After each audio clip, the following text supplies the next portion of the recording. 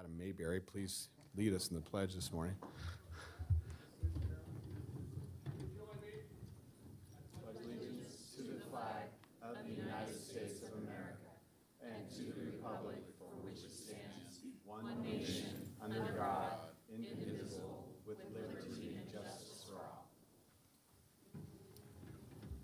Mr. Mayberry, happy birthday, sir. We hope you have a wonderful day. I'm glad you're joining us here at work. With that, Madam Clerk, can I get a roll call? Bob Lucy, Chair. Here. Von Hartung, Vice Chair. Here. Alexis Hill. Here. Kitty Jung. Present. Jeannie Hermann. Here. Fire Chief Charles Moore. Here. Deputy District Attorney Wade Carner. Here. And I'm Kathy Smith, Chief Deputy Clerk. You have a quorum, sir. Thank you, Madam Clerk. I appreciate that. Chief, we're in item 3, sir. Thank you, Mr. Chairman. Item 3 is public comment. Comment heard under this item will be limited to 3 minutes per person and may pertain to matters both on and off the Board of Fire Commissioners' agenda. The district will also hear public comment during individual action items with comment limited to 3 minutes per person. Comments are to be made to the Board of Fire Commissioners as a whole. Madam Clerk, will you please call for public comment? We have no one signed in. No, we have no public comment. All right. We will close public comment and bring it back to the board. We are on to item 4. This is Commissioners and Fire Chief's announcements. Mr. Chief, do you have anything this morning? No announcements other than Adam Mayberry asked for the day off, and I said no. Oh, good. Well, we're glad that you denied that. Nobody gets their birthday off. Not around here. All right. Commissioners, do I have anything from any of the commissioners wishing to speak? Mr. Vice Chairman. Thank you. Chief, can we get, and it doesn't have to be a formal information piece on an agenda, can we get some information about the 2 fatalities that we had on Pyramid Highway? Yes. All right. I appreciate it. Thank you, Mr. Chair. Thank you, Vice Chairman. I will share really quickly. Obviously, this weekend being Memorial Day, we had a number of individuals out. Memorial Day is obviously for those of our fallen veterans that we want to continue to remember, and those in active duty, and those of us family members that have had members lost during duty. But also, it is a weekend where many of our residents and constituents frequent our outdoors. And we had a fire this weekend in Logan Meadows, right up in close to the Forest Service property in District 2. And thank God to the quick response of our ladies and gentlemen at Truckee Meadows. We were able to extinguish that. And to the chief's comments, thank God for some calm weather on Sunday, because that would have been, or Monday, that would have been nasty had that been a little bit breezier wind. So able to keep it to 1 acre. Thank you for all those individuals that worked that fire. But that could have gotten out of hand. And I actually saw a Reno brush truck heading up the hill to help. So to the Reno Fire Department, that helped with that. Thank you. Appreciate it. All right. And Sparks. Well, I didn't see the Sparks truck, so I can only say that I saw Reno's truck going up the hill. But thank you for Reno and Sparks for helping with that. Those quick responses make all the difference. Got to keep all those trees alive and that forage. All right. So, Chief, we are on to item 5. This is our consent agenda. Is there anything that we need to make changes to, sir, on this consent agenda? Not that I'm aware, Mr. Chairman. All right. Mr. Chairman, Yes. I'd like to pull item C on the consent. Item C for further discussion? All right. Yes, sir. All right, we're going to pull item C out of the consent agenda. And before I take a vote on this or a motion, Madam Clerk, is there any public comment signed in for the consent agenda? All right, seeing no public comment, we'll bring it back to the board. Now looking for a motion to accept the consent agenda with the removal of item C. Move to approve. I have a motion from Commissioner Hill. Do I have a second? Second from the Vice Chairman. So I have a motion and a second to approve the consent agenda without item C. All those in favor signify by saying aye. Aye. Aye. All those opposed? Motion carries unanimously. We'll go to item 5C. Chief. Thank you, Mr. Chairman. Would you like a presentation or to ask questions? Commissioner Hill? I'm happy to just ask you a few questions. Sure. I think it's great that we're looking to recover more of our emergency revenue being billed. And I see we have Fire Recovery USA as a possible contract that we will enter into. I was just curious, did we receive any other bids for this proposal? Or, I'll let Chief Try this Kagulas again. answer that. Sorry. Good morning. For the record, Alex Kakulas, Deputy Fire Chief. So we consulted with purchasing. The percentage amount that they will take off of those bills is anticipated to be well underneath the amount that would require a public bid or process. So Okay. we currently have a vendor that does some of our billings, primarily for ambulance transport and vehicle accidents. They don't do a lot of these other services that are now going to be part of this rate schedule. So this is a company that does this for about 1,300 other fire agencies, including several locally. So it's just fitting in with exactly what's being done regionally. okay, that's very helpful. I didn't see that outlined in the staff report. It'd just be good to know that we check with purchasing and we've gone through that process. We'll include that for you next time. Okay, I'm happy to move to approve this item, Mr. Chairman. All right. Second. I have a motion and a second for item 5C. Is there any further public comment on this? Madam Clerk? No, sir. Thank you. Seeing no further public comment, all those in favor signify by saying aye. Aye. All those opposed? Motion carries unanimously to approve item 5C. That takes us out of our consent agenda and on to our first presentation, Mr. Fire Chief. Thank Item you. 6. Thank you, Mr. Chairman. The National Weather Service 2021 Spring and Summer Fire Season Outlook will be presented by Chris Smallcombe, and I believe Ms. Francis is joining us by Zoom. All right, Chris. Hey, good morning. Good morning. It's always nice to see you. Well, it's great to see you, and I wish I could be there in person, but circumstances are dictating me otherwise. But next time, I'm definitely be there. It's just nice to see your face. How are you, sir? Yeah, it's great to be here. Thanks for the invite. And what I'm going to do is I'll just go through what our expectations are for the coming months with fire season regarding fire weather, especially. We're in a situation where things can happen quickly. This is one of those years where, we can go from not having a whole lot going on to having a lot going on somewhat quick. So I'll kind of talk about that. So let me share my screen here and go ahead and get rolling here. So there's my friend the snake from last summer. I always test my peripheral vision on the trails by finding the snakes out of the corner of my eye, and that one was there. So I'll talk about the drought that we're in, what our expectations are for fire season, then a quick little update on the weather services for our fire services partners in the area. So this last winter, of course, was underwhelming. And what you're seeing there is a trace of the snowpack, the snow water equivalent in the Truckee River Basin. So basically all the measurement sites in the Tahoe Basin and anything that flows into the Truckee River. This is the measurement of the water equivalent of the snowpack. The black line is what we observe. The green line is normal, and all the color shading is kind of the extremes, the red being the extreme low and the blue being the extreme high, of which 2017 was one of them.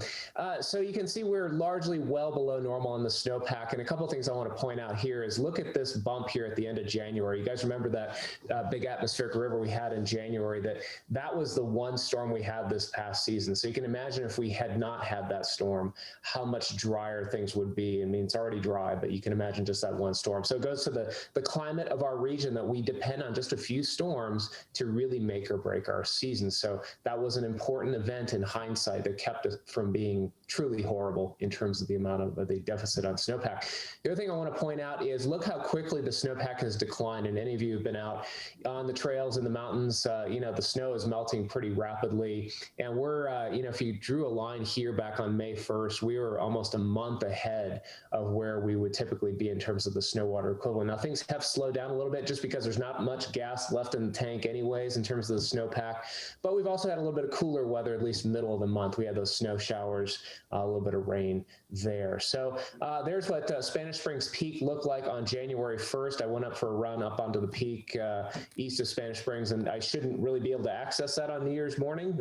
Usually it should be much more snow covered, but was able to get up there. But after we had that series of storms at the end of January, I discovered with my daughter Savannah that we were able to use a teeter tot for a perfectly good sled in the backyard. So, you know, taking advantage of what little storms we did get this last winter. All right, so we had a dry winter, and the winter before then was also drier than normal. And so we've got 2 back-to-back winters that are drier than average. And you can see the deficits here.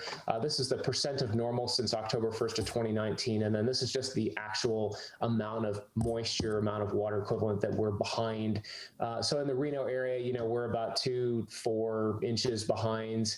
You know, we get about 7 inches a year. So that's a non-trivial percentage of that. So we're running at about anywhere from about 50 to 70% of normal. It just depends where you are for the last couple of years. So these 2 back-to-back winters, that adds up over time. Things have come on really quickly. And as an indicator of that, the soil is super, super dry. And this is a really neat satellite-based estimate of soil moisture. Of course, you can go out there and dig with your own shovel and find out how dry it is. But this is a really neat technology that we can use to just see how dry everything is. And by and large, Northern California into a good chunk of Nevada is seeing some fairly almost close to record dryness. Now, this is about 3-4 weeks ago, but it's kind of when the peak melt is occurring in the snowpack. So it gives us a good sign of how the soil moisture is going to be for the coming weeks and months. And so very dry. So what this does, 2 things. This limits what snow melt we do get. It limits how much gets into the creeks and streams, because so much of it's like a dry sponge. It just gets absorbed into the soil before it has a chance to get into the creeks and streams. But the other thing in terms of fire, at least in the Great Basin, the lower elevations, it really limits the new grass growth. And just my wanderings around on the trails around here, the new grass crop is very sparse. It's also very short. Typically trails like out here in Golden Eagle that get covered up by that cheatgrass, and it's like, oh, where'd the trail go? It's not that bad this year. So that potentially is a positive for fire season this year in terms of limiting how much of that grass crop is out there for spreading fire in the lower elevations. But there are other things that we're much more concerned about, and I'll get to that in a minute. So drought, of course, is coming back, and this is looking at the Drought Monitor. Looking back, actually, this is the final snapshot before the pandemic really started, so March of 2020, and most of Washoe County was just in this abnormally dry to the entry-level D1 drought. So, just we're starting to come off that dry winter, and, but it wasn't too bad. We had a lot of moisture left over from the previous wet winters. But you fast forward to October 6th of last year and look at how the drought has expanded across Washoe County and a good chunk of Nevada, even seeing some of that worst of the worst D4 drought coming in there south of Ely. Now, where are we right now? This is the latest, and unfortunately the dark reds have expanded across the area. So Washoe County is pretty much all in this D3 extreme drought. So this is second from the highest category of drought. D4, just for context, that's kind of getting toward Dust Bowl stuff. That's where you really start having big water impacts, big cattle ranching impacts, agriculture impacts, water supply impacts. So, a good chunk of Nevada is in that D4. Here in Washoe County, we're in that D3. So it's significant. So this has been a fairly rapid onset. A lot of times droughts take a few years to really get going. This one has only taken a couple years, so it's a little bit quicker than normal. This is going to have water resource challenges, especially for our friends in the rural communities that depend more on like well water and water that comes out of the creeks and streams for that year. We've all heard from Tumwa and the municipal water supply issues there, but I'll let them speak more on that. Again, limited grass growth, so that's a positive for fire season, but the big negative is the serious dryness in the shrubs like sage, pinyon juniper, and the timber. What we're hearing from the fire agencies, the Forest Service and such, is that the timber is already at summer levels of dryness. And so that is where we are the most concerned about, just from a drought and fuels perspective, are those mountain areas with the timber. And that's why I saw the fire up in Logan Meadows. That's right up on the Thomas Creek Trail, one that I frequently run on. I saw that and I freaked out, because that's where things could get bad in a hurry this coming year with the timber being so dry. So what is the forecast? Obviously storms have been somewhat Spartan, so we're going to go shopping for rain.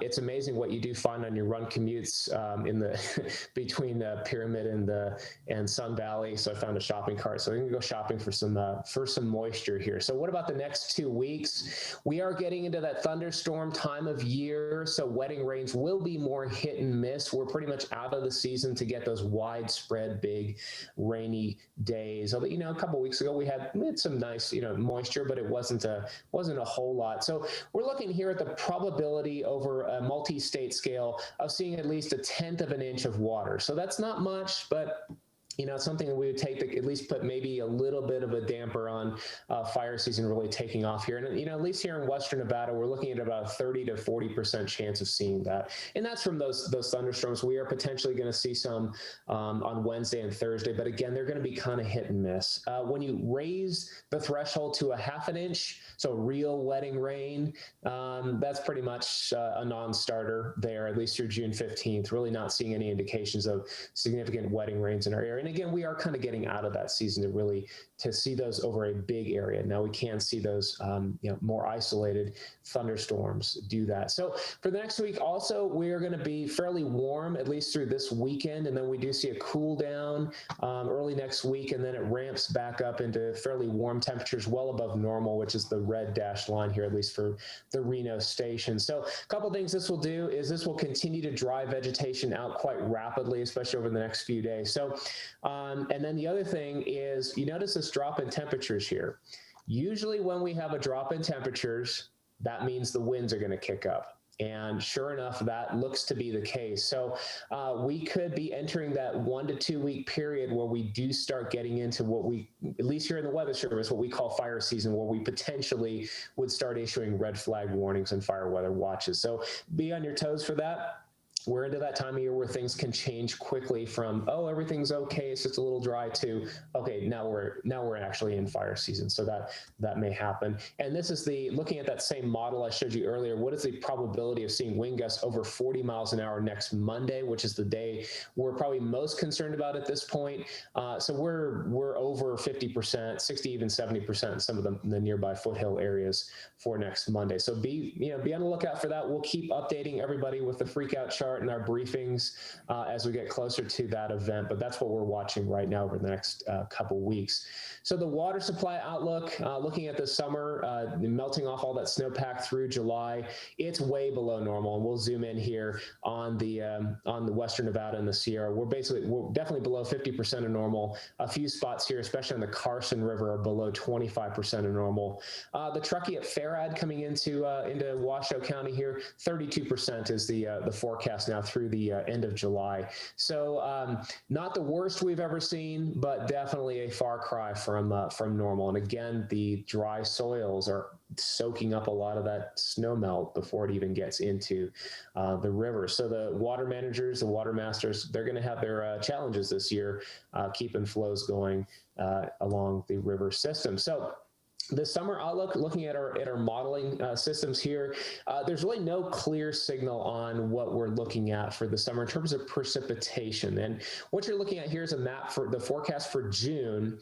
And the brown areas are indicating that it's favored drier than normal, but it's not a huge favoring. The white areas are indicating no favored outcome. Basically, anything is possible. Could be wet, could be dry, or it could be somewhere in between or normal. Now we get into July, you notice that white area covers our region here, and the same into August. And so this basically means that anything is on the table for this coming summer.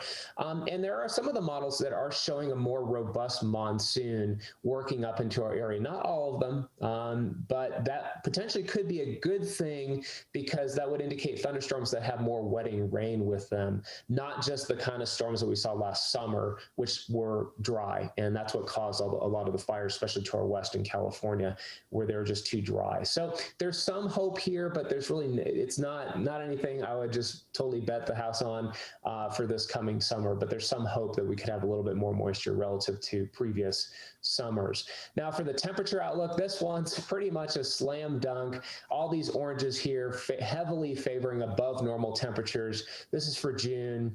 Here's July. Whoa, look at that. There's that little spot there, 80% or higher confidence above normal in July. So get ready for some heat waves there. And going into August, it's pretty good confidence there. So again, that'll dry vegetation out even further, but, especially for a lot of our events coming back into the community. I'm super ecstatic that it looks like Rib Fest, Rib Cook-Off is going to be back this year. I'm always down for a big pile of ribs.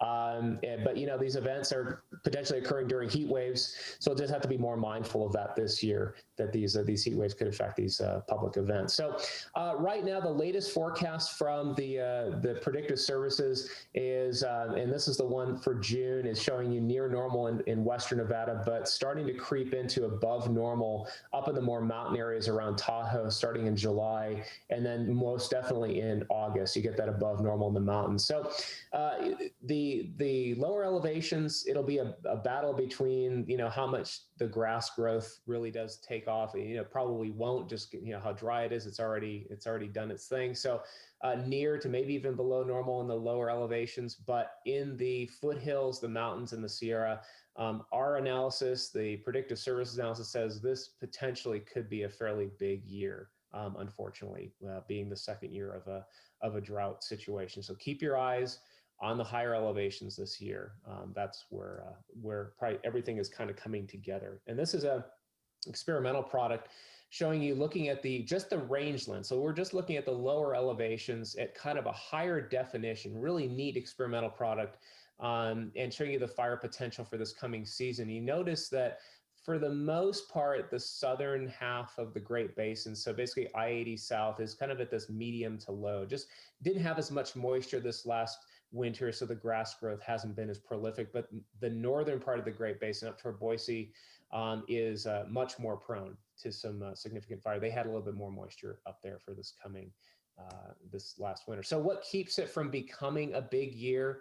What are the things that we can hang our hat on? Maybe not, is we do get that monsoon that results in some actual days where the thunderstorms just coalesce into a widespread rain. We have had that during the drought in 2014 and 15. We had a day in August where it just rained all day long, and it pretty much put the kibosh on fire season for almost the rest of the year. So that is certainly a possibility. We can't predict that this far in advance by any stretch, but it is something that could happen. Fewer days with the Zephyr wind. You know, we talked about how the fire up in Logan Meadows, we're glad that it wasn't a windy day. Well, you know, if we have fewer of these Zephyr days, that's another thing that could keep the fires from getting too large. The last one, hate to say it, just plain dumb luck. You know, not as many, you know, idiot fires, people starting stuff they shouldn't, things like that. That is another factor, of course. So I'll wrap up my presentation here. Just a quick thing on our fire weather services for our friends in the fire agencies.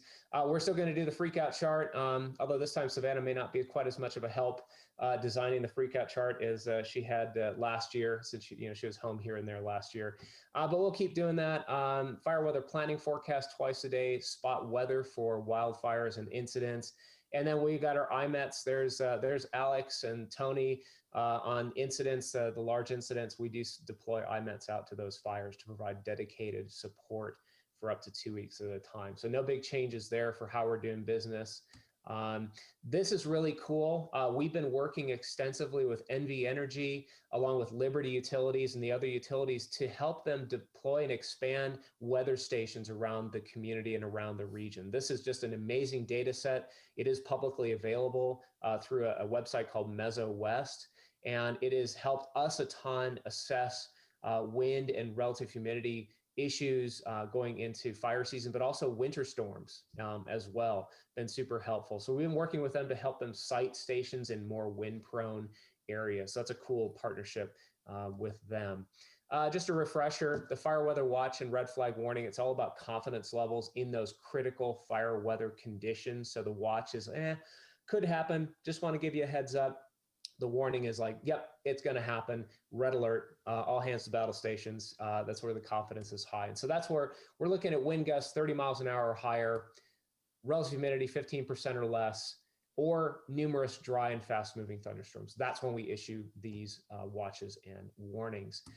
We do a program called the Particularly Dangerous Situation. These are the worst of the worst red flag warning days. So if you see a red flag that says Particularly Dangerous Situation on it, that is like the purple alert. That is like the worst of the worst. And these are the days, and we ideally try and only have 1 or maybe 2 times a year where we issue these kind of warnings. All the forecasters have to agree on it. It's like the guys launching the nuclear weapons. They have to turn the key at the same time kind of thing.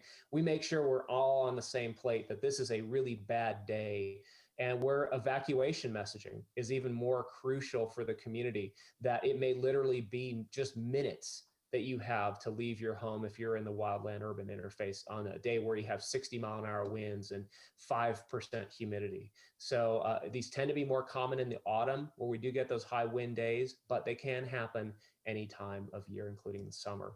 And I'll wrap up here. We are doing more and more smoke forecasting, and we're working with partner agencies, including Washoe County Health District and the school district, to help them with decision support on smoke from wildland fire. Unfortunately, these big fires, these big plume-dominated fires, are becoming more frequent. And even if they're just in California, they still send all that smoke our way through the Zephyr wind and other mechanisms. So we work extensively with partner agencies using our in-house smoke modeling to help get people ready for those really bad days. So we're hoping those are a long ways off, but when they do start happening, we're ready to help provide support on smoke forecasting. So that's what I got. That was a run commute a couple days ago. Super awesome watching the full moon set over the city. That is it. So again, I appreciate your attention and the invite, and any questions. Chris, it's always wonderful to have you come and join us. You are always probably the highlight of our year in regards to presenters. I thoroughly enjoy it, let me just tell you. But thank you for all the great information. I'm going to turn it over to my commissioners. Vice Chairman, I have you signed in first. And no real question. Chris, I just wanted to apologize for, you gave us odds that would not be a miracle March, and I said the odds are the same either way. Well, I'm wondering if you have time to go play craps later, because you were spot on, and it would seem that if you tell me it's going to throw a 7, it's going to throw a 7 or an 11. So I think I want to take you to play. Yeah, you're gonna have to train. You're gonna have to train me on how to do that. My best bet is sitting at the slot machine at the airport. So, no, yeah. Once we got into that pattern, we were kind of just locked into the storms kind of missing us. So, but no, thanks. No, I wanted to apologize I shouldn't have bet against you. Thank you, Mr. Chair. Every once in a while, I'll get it right. Any other questions from any of the commissioners? Chris, once again, thank you. We do appreciate what a wonderful presentation, and you and all your running, and your daughter and your family. So take care, enjoy yourself, have a nice summer. Hopefully you'll stay safe as all of us will this summer. So thanks so much for coming this morning and spend some time with us. Okay, no, take care. Yep. Thanks, bye now. All right, Chief, that takes us to our next item, and actually this is item 7, and this is a donation, to accept a donation. So, Chief, you want to take us into this? Yes, sir. Recommendation, item 7 is a recommendation to accept Commission District 5 Special Fund donation, sponsored by Washoe County Commissioner Gene Hermann in support of Truckee Meadows Fire Protection District's Palomino Valley Volunteer Department for $2,000, and to Silver Lake Volunteer Department in the amount of $2,000, for a combined total of $4,000 to be spent on volunteer operations, and if approved, approve a resolution amending the Truckee Meadows Fire Protection District General Fund budget. Thank you, Chief. First, my thanks to Commissioner Hermann. I understand that Silver Lake needs a little more wildland protective clothing, so that's where we would earmark that donation, and Palomino Valley would like a little more signage on their station to identify who they are. Fantastic. Commissioner Hermann, thank you so much for your continuous donation and support of those volunteer fire departments. Once again, many of our paid firefighters started as volunteers many, many years ago. So thank you again for that. I think your residents of both of those areas will thank you as well. So is there any public comment on this item? There is not. All right. Thank you, Madam Clerk. Seeing no public comment, look for a motion to accept the donation. Motion to accept. I have a motion. Do I have a second? Second from Commissioner Hermann. I have a motion from the Vice Chairman, second from Commissioner Hermann. Call for the vote. All those in favor signify by saying aye. Aye. All those opposed? Motion carries unanimously with all commissioners voting. Mr. Chairman, I wasn't trying to usurp Commissioner Hermann. I just wasn't sure whether she wanted to make a motion, given that I these are think- her funds. Right. I think it was fantastic, and nonetheless, I think she appreciates just the support. All right, Chief, we are on to item 8, sir. Thank you, Mr. Chairman. Legal counsel advises that I'd like to pull item 8. Okay, we will pull item 8 for today and remove it from the agenda and to bring it back at a later time and date. So we'll do that, and then that takes us to item 9, sir. Item 9 is the International Association of Firefighters Local 2487 report, and here comes Mr. Cutts. President Cutts. Good morning. Coming down. Fill us in on all the wonderful things you guys are doing. I will. Thank you, sir. Good morning, Josh Katz, the president of Truckee Meadows Firefighters Local 2487. First off, I want to apologize for not making any of the May meetings last month. Vacation, sick leave, mandatories, things are just kind of out of control right now. Our staff is definitely running on fumes with the mandatory situation that's been going on. It's affected all ranks, from captains, engineers, firefighters, paramedics, but we know it's a short-term problem right now. We just recently finished up our most recent captain's exam, which is exciting. So we have a brand new list of people to promote into that position if vacancies become available. We have recruits coming out of the academy in the very near future, which is going to help supplement our firefighter staffing. And we have the potential to open up lateral recruitments for firefighters and paramedics. So hopefully the mandatory crisis is on its way out throughout the summer, especially as we start getting into a potentially busy wildfire season. So that's on the up and ups. 2487 successfully held the Guns and Hoses tournament with the Washington County Sheriff's Association at the end of April. We raised almost $30,000 for the Northern Nevada Children's Cancer Foundation. That's a huge undertaking, and hopefully that foundation is able to do a lot of good stuff with the money that has continued to be raised for them over the years. 8 members of our local recently spent a day in May with the Habitats for Humanity project, and we have another 10 members helping this upcoming Saturday with the same project. We think it's great to see our members are giving back to the communities that they serve in, and we're very proud to be a part of this project. I have to give commendation to one of our brothers, Brother Randall Gates, for setting this whole thing up and kind of getting the ball rolling. I think it's great. We continue to have a great working relationship with our administration. We continue to have our monthly labor management meetings.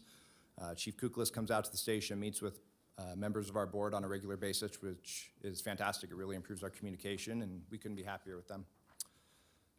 Last thing I wanted to touch on, our update, the Truckee Meadows Firefighters Foundation will be the recipient of the June 17th 50/50 raffle at the 2021 Reno Rodeo. We would love to have continued support of this great organization. Our foundation has donated $23,000 to charitable causes through 2020, and they're already up to $6,800 this calendar year. So that's a great organization. We'd really love to see you guys come out and give us some support for the 50/50 raffle in June at the rodeo. Perfect. Thank you, Mr. Cutts. We do appreciate it. Any questions for Mr. Cutts on the 2487? Sir, thank you for coming. We do appreciate it. Thanks for giving us the good update and all the work that you guys have done with the Guns and Hoses tournament and all the fundraising you do. All the community outreach has been fantastic. Hopefully you guys get a needed break here prior to wildfire season. Yes. We're crossing our fingers that we don't have a nasty one as we've done in years past, but as we just saw in that weather report, it doesn't look fantastic. So, Yeah. but thank you so much for coming. Thank you, sir. Anything further? All right, seeing none. Thank you. Chief, item 10, sir. Item 10 is awards and recognitions. I'll step down to the podium with your permission. We have, Please. occasionally we are assisted by civilians in the dispensation of emergency services. There's 2 incidents we want to mention and honor the people that were involved. One is the rescue of a canine, and one is the saving of a life of a human. So without further ado, I'll bring them up. Hey, life's a life. 4-legged or 2. How about that? Easy, John. Easy, Commissioner.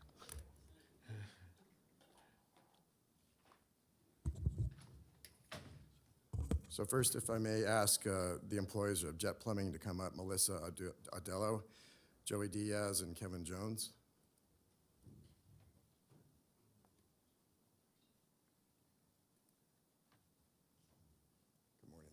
to see you. Thanks for coming. So on April 2nd, I think the board was told this story.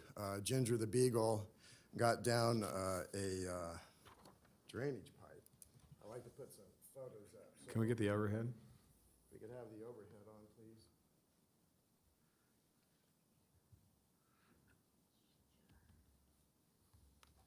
So Ginger was howling down this pipe, and I'm pretty sure she was saying, "Get me out of here."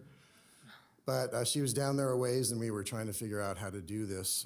Members of Regional Animal Services suggested that we contact a local plumber to get a camera down into the drainage ditch to figure out what we were dealing with. So what's remarkable about Jet Plumbing coming out to assist us is they canceled jobs that were paying jobs for them and came out and helped us. And with their assistance, we could figure out where Ginger was and what the logistics would be of trying to rescue Ginger. So I'd like to read a letter of commendation. Excuse me. This is to Mr. Jim Walker of Jet Plumbing. Dear Mr. Walker, on behalf of Truckee Meadows Fire Protection District, it is my pleasure to provide you this letter of commendation for your service to our community. I want to express my heartfelt appreciation and for the generosity and support your team displayed to our fire crews on April 2nd, 2021, during a dog rescue at Rancho San Rafael Regional Park in Reno. After receiving a call to utilize camera equipment to search a drainage pipe, your team located the dog, which allowed us to work in partnership with Washoe County Regional Animal Services and Parks and Open Space, resulting in a successful rescue of Ginger and reunification with her owner. We know this created a hardship for some of your customers who had their service calls rescheduled due to the emergency. I particularly want to thank Melissa Adello, Joey Diaz, and Kevin Jones for their support during this incident. And thank you for your exemplary service and support of Truckee Meadows Firefighters. So thank you so much. Awesome. Yeah. Yeah, let's get a picture of it.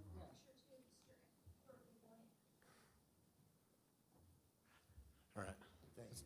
Let's jump down there. We're going to come, Chief, we're going to come down and do a picture of it. Right? Thank you. Don't walk away.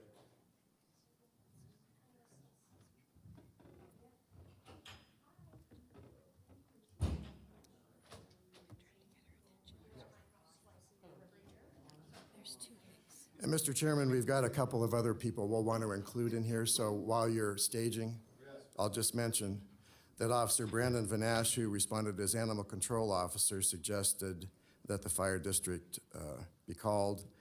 And Mr. Vanash is on vacation, so we have Robert Wooster, who is the Assistant Director of Regional Animal Services, and we want to thank Regional Animal Services for help. So come on up. No, with a backhoe. Backhoe scared her back. She was getting the pipe. She ran the other way after about 4 hours. Mine would go with food. We tried for quite a while. And this District Park Manager Brian Harrower was the first to arrive on the scene and got things coordinated and tried to coax Ginger out, but it took a little more effort, so. All right, Dylan, get over here.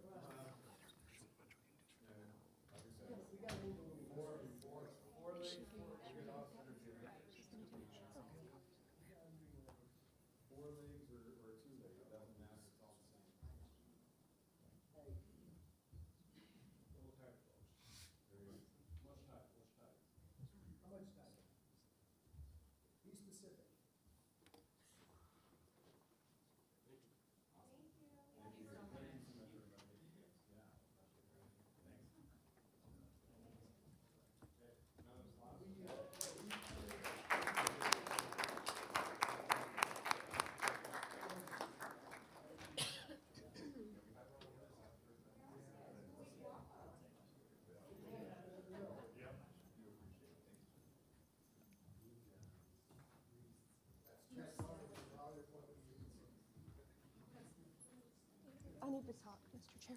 Yes. Thank you, Mr. Chairman. I would like to thank Jet Plumbing, and especially from the Jung household, who you come to twice a year, whether we need it or not, with an old house with lots of trees. We're happy to send your kids to college. Thank you. Yes. Thank you, everybody. We appreciate it. So, Chief, you have one more here, sir. All right. Next, we want to honor Mr. David Kulak, who is more than just an ordinary citizen. He's a United States Marine Corps veteran. He served 3 tours in Fallujah, was a drill instructor, and did a very, very heroic thing, saved the life of an individual. And so I want to tell you a little bit about his story. So David, if you and your family would like to come up.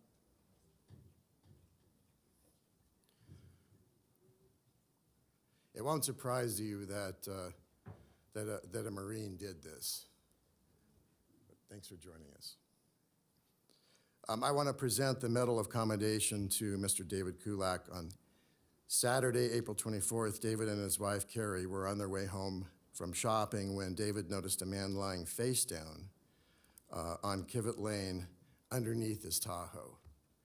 So this struck David as unusual, so he pulled over and he walked up and asked if he needed any help. And when he noticed that the jack had failed that was lifting the Tahoe fell on the patient, he noticed that he was in some distress, a lot of distress, and saw that he was trapped.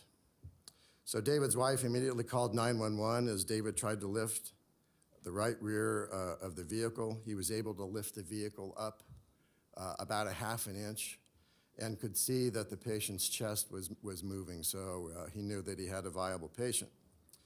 So David called out to others bystanders who helped as well to lift the vehicle up. The victim's family from the house came and assisted, and David and 3 other individuals were able to lift the vehicle high enough so that Carrie and another individual could drag the victim out safely. David told them not to move the patient, keep him stable, and help was on the way. So the patient suffered several cracked ribs, a punctured lung, and a cracked sternum. The punctured lung obviously is life-threatening. So through David's action, he saved a life. We want to recognize him and his wife with this Medal of Accommodation. Wow. So David, congratulations. Wow.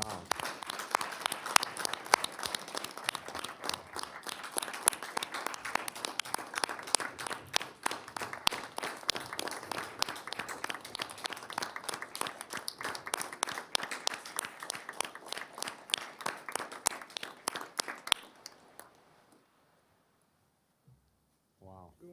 Yeah, that's fantastic.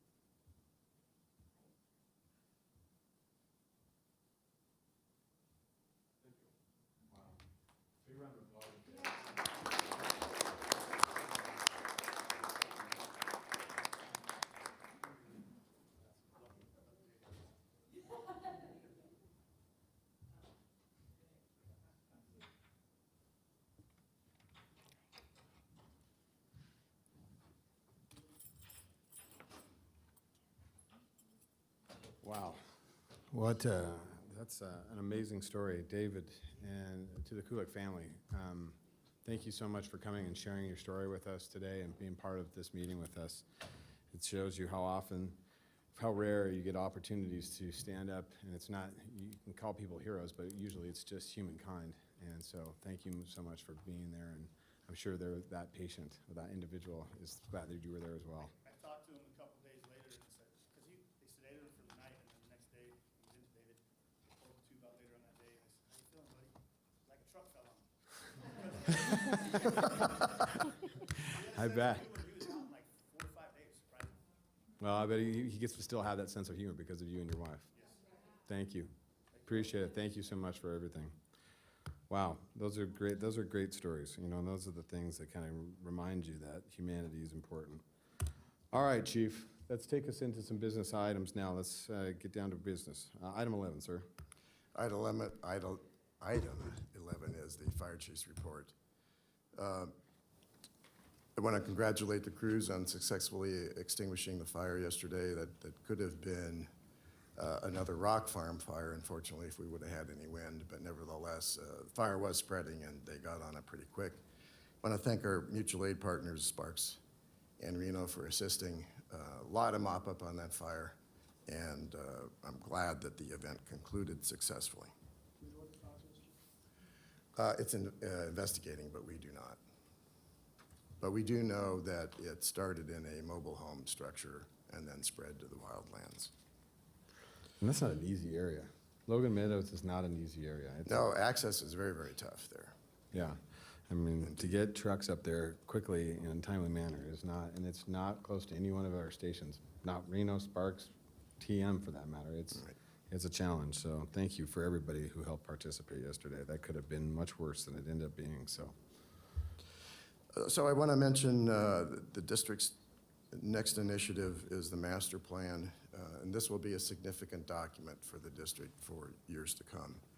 Our strategic plan is in draft form. I'm a little bit behind late. I think I promised that in April, but we're still working on it. So I hope to bring it to you in July. It will really serve as an internal planning document for the staff, things that we want to get done, but nevertheless, we want the board's input. The master plan is going to be really the comprehensive guiding document for us as we continue to plan and respond to growth. I want to talk a little bit about some of the issues and get the board's response and advice to see if there's other issues that you want us to focus on. But we want to revise the standards of cover. And standards of cover, the board may recall that we used that to do the deployment analysis where we found that Silver Lake and Lemon Valley were areas that were not very well served. And that led us to conclude to propose to move some resources from the south to the north. So we want to study the revised standards of cover. We know that we're getting busier down the I-80 corridor. We know that we're always busy in the north. And that leads us to conclude and study where fire stations, future fire stations should be and where they're located.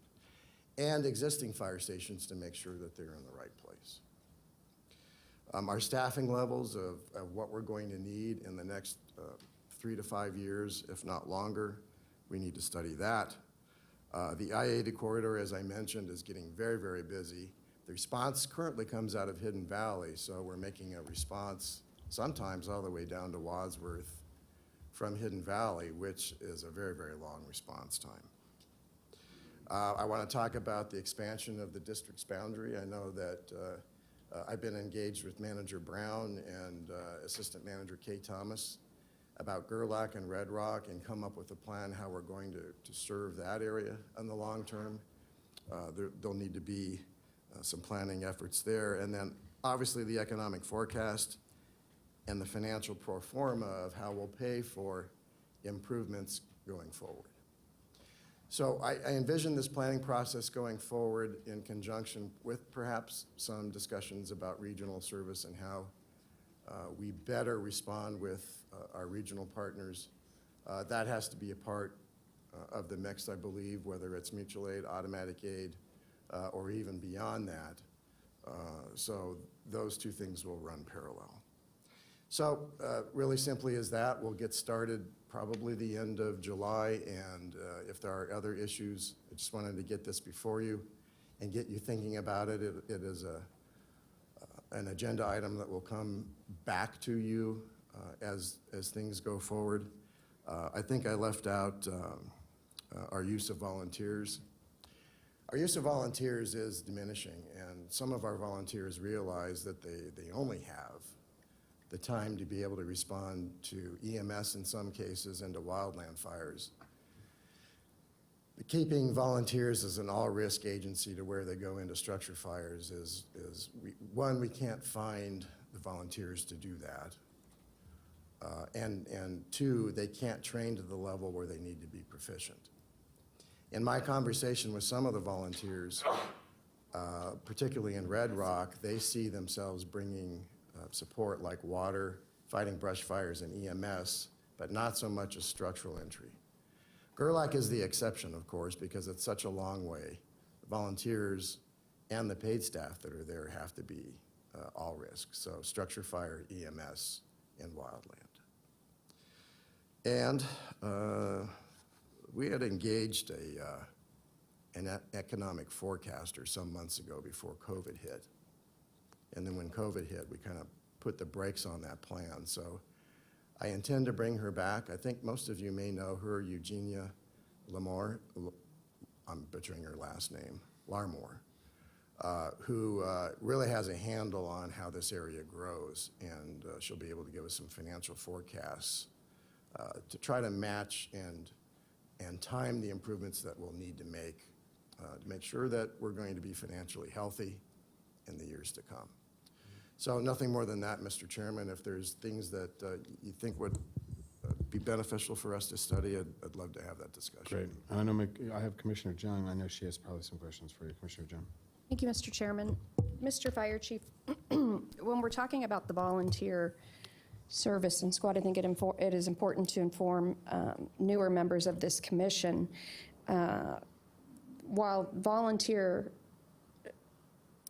seem like a great idea, especially the word volunteer, right, to anybody that's trying to balance books, what we have found in my 14 years of being up here was that, at least for TM, I'll speak for TM with volunteers, we found that, unfortunately, when people want to volunteer for something, much like if you're going to volunteer for the Humane Society, what does everybody want to do at the event? They want to walk the dog. I've been there. I want to walk the dog. You have to fight people to walk the dog because that's the job everybody wants to do, right? Nobody wants to be behind the scene, picking up donations, et cetera. And that's what we found with our volunteers. They want to be up on the apparatus with the full hose and the whole bit, but what we found, they couldn't pass a single physical exam that would enable them to actually get out on our scene and not put the rest of our fire personnel and first responders at tremendous risk, which we also had one of those workers' comp claims too. So this Board of Fire has moved completely away from that model. We had the chief do a full rundown of the numbers so we could analyze things based on black and white issues rather than feelings and commitment to a volunteer, who we've never had a volunteer become a professional firefighter, FYI. They're usually not that age in their career. So I really want to say to you and to this board and the board prior, because it took a lot of standing up to what sounds so good. I mean, who doesn't want to volunteer? The trouble is we were getting ourselves into some really serious situations out on the field, and people that want to be a volunteer firefighter, I don't blame them. I'd want to be driving the truck too. But unfortunately, they're not qualified. Their physical exams, half wouldn't even take a physical exam because they knew they were donezo. So I think that we have really shifted and went to the source where we need more people who are volunteers, but actually trained them up and provided them apparatuses. I'm talking about Kulak specifically right now. So just for it's not a sense of that we're anti-volunteer. We just didn't get volunteers, which makes sense, of people who were able to pass the agility and fitness exams that were qualified, because most people that are able to do that are working on their other professional careers. So this was kind of like a retiree's, I guess, a fantasy to be a firefighter, but we have moved out of that as a board. We made that collectively as a board years ago. Not popular, as you can imagine, because I'm the same way. I hear volunteers, I think free labor, which, always makes me happy. But unfortunately, we need volunteers that are able to be voluntold what to do, and we got out of they didn't want to be voluntold. They wanted to be volunteered. So I just want to make sure that the newest commissioner, Commissioner Hill, is well aware of that, because you know, hearts and minds are always turned on by volunteer, but as I tell you, when I volunteer, except Commissioner, the chairman and the vice chairman who get to model dogs at special events to raise money, I show up to walk a dog, and you almost had to get in a fist fight to be able to be the dog walker, and so I didn't want to be voluntold, and I didn't do that anymore. So, but I get it. And so what I'm saying is this board really made a concerted effort to fill the need in Commissioner Herman's district that the fire chief had told us it was too risky. But on the other extent, we gave our fire chief, Chief Moore, the direction that that wasn't a sustainable way to go about one of the arguments was volunteers, again, become professionals. No, they don't. We didn't have anybody in the history of taking over this. Well, even before we took this over, even in the consolidated agreement, or interlocal really is what it was, it just didn't bear itself out. So I just want to put that on the record, and that everybody's on the same page of the data and the analysis that we did as a board of fire commissioners with the subject matter experts that came in and told us the best place to go. And it was very hard to enact that, as the professional firefighters and career firefighters could understand, because there's that word volunteer again. And everybody in anywhere, capitalism or government, when we hear that word, we think we're going to get out. As the vice chair pointed out before, sometimes lowest bid is not the best bid when it comes especially to tools. He mentioned he's had American-made tools for 50 years.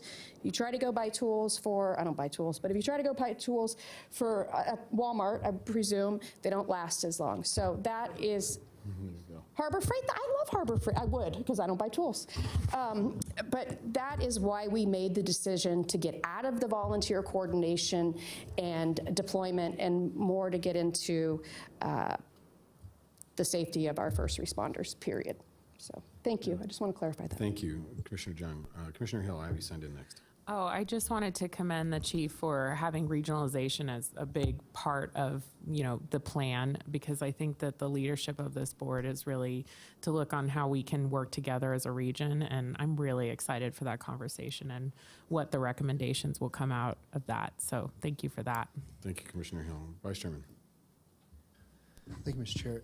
Chief, do we stock equipment that's fairly usable out in Gerlach and Red Rock? Do we have? We do. The equipment, the rolling stock in Gerlach and Red Rock is actually county-owned. Okay. But yes, their equipment is good. I know Gerlach is in need of an additional ambulance. There's some needs at Red Right. Rock. But for the reason that the distances are so extreme from the core, we have to have some reliance, at least, on people who can at least arrive on the scene and tell us what's going on, because there's value in that. Right. To know, Right. do you have an acre on fire? Do you have 50 acres on Right. fire? Is it spreading? To do CPR on somebody who may be in cardiac arrest. But as a full-fledged skill set that the career firefighters have, it's not achievable anymore. Right. One, the census isn't there, and you have just very, very few people willing to do that. So equipment needs will need to be addressed, yes, going forward. Okay. And then it's just a matter of staffing. Do we ever drop staff using Raven into these areas if we have an incident? We use Raven quite often. We do use CareFlight, of course, if it's an EMS call because of the distances. Right, of course, yeah. But I'm talking about, let's just say if there's something in Red Rock, because our stations are fairly close to the Reno-Stead Airport where Raven is located. If we ran a crew out there, I mean, it would just be like running a call. The difference is that they would be dropped into a scene where they have the equipment waiting for them. Oh, I understand your question now. No, we haven't done that. That's a great thing for us to take a look at. Thanks. Okay. Chief, I have a couple questions too. And in regards to the draft of the strategic plan that you'll be bringing back in July, where are you in the process? I mean, is this far along? Are we just starting the process? And are you trying to farm topics of what you really want to see in the strategic plan? Because it's, when you say nearing completion of the draft, sounds like it's been pretty much, for the most part, half-baked already, and we're ready to just kind of crown it in July. Is that where we're at? We have, with a strategic plan committee that involved labor chiefs, admin staff, it's complete. We just graphically, we need to refine it. Step 2, we'd like to get it out to the full department for their review and comment, and then finally come back to the board. Okay, so that's who I was going to ask. That was my next question, is that who was engaged or who was slated to be engaged for this? You know, obviously we have President Cuts here with 2487 today, and and as we have, and as you've heard many conversations from Commissioner Jung and the Vice Chairman about the evolution of our volunteer program, and I know it's important to Commissioner Hermann because a lot of that, her district, still has, for the most part, active volunteers.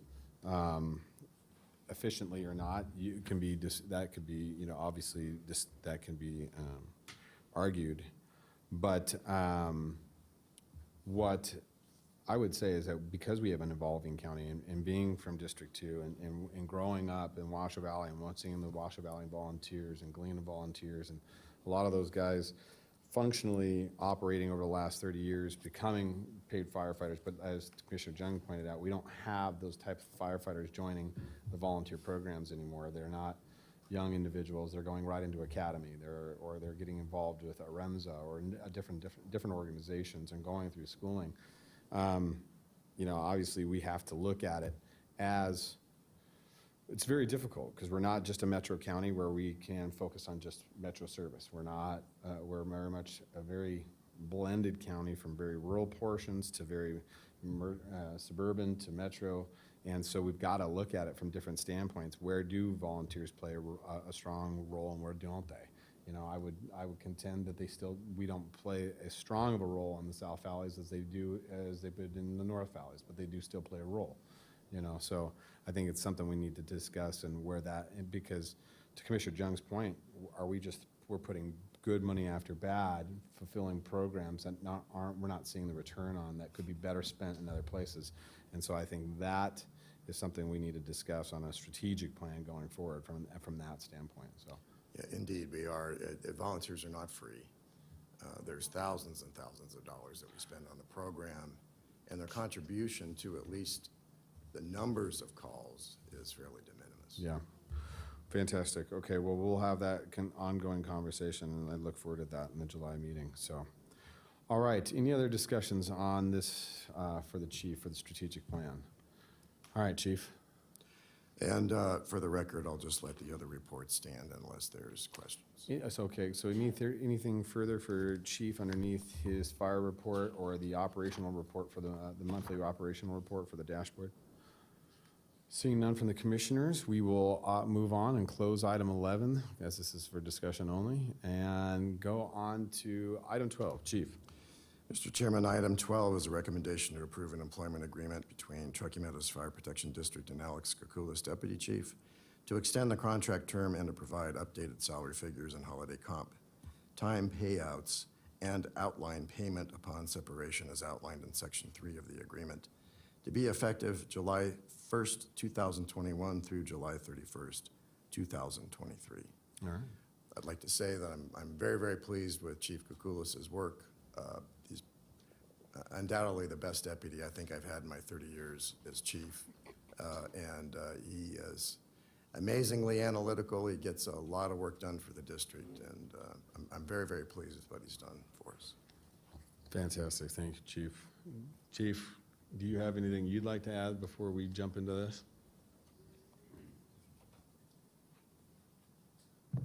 Good morning again. For the record, Alex Kagulas, Deputy Fire Chief. I'm just honored to have the opportunity again. It's been about 2 years in these shoes, and I can look back on those 2 years and my whole 25 years for that matter, but it's been a wild ride of late.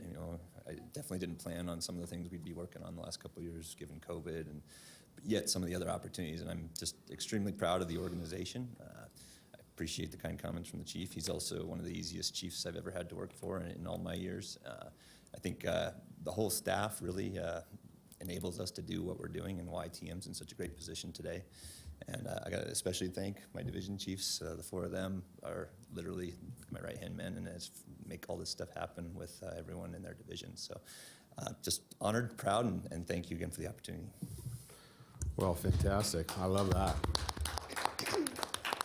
And so I'm looking forward to keeping you on. I'm glad that you're allowing us to take this up for consideration, because I have to say, on behalf of myself, it's been a real pleasure to work with you, and you have created quite a unit within the department, and the staff and frontline support all seem to very much respect you. I hear it all the time, and it's a unique thing.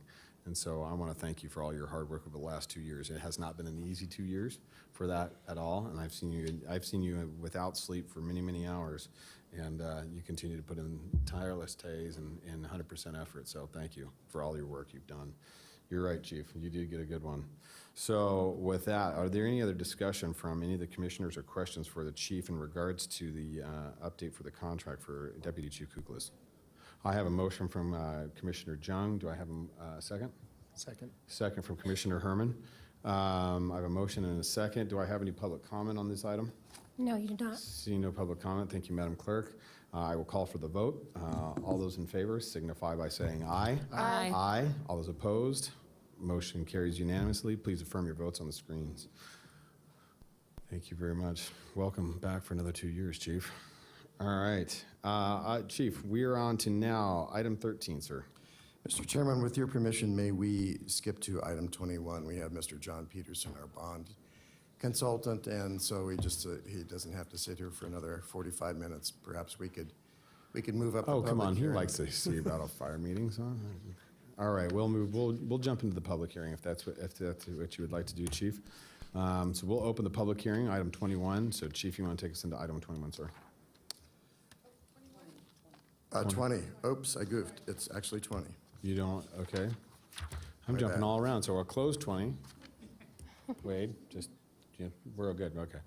We're closed 20, 21, and we're open 20. So, Chief. So my apologies, Mr. Chairman. Item 20 is a recommendation to adopt a resolution authorizing the issuance of the Truckee Meadows Fire Protection District's general obligation limited tax capital improvement bonds additionally secured by pledged revenues, Series 2021, in the maximum principal amount of $7 million to finance the acquisition of properties for stations and administration authorized by NRS 474.511, including fixtures, structures, stations, other buildings and sites thereof, and appurtenances and incidentals necessary, useful, or desirable for any such facilities, including all types of property thereof, and providing the effective date hereof.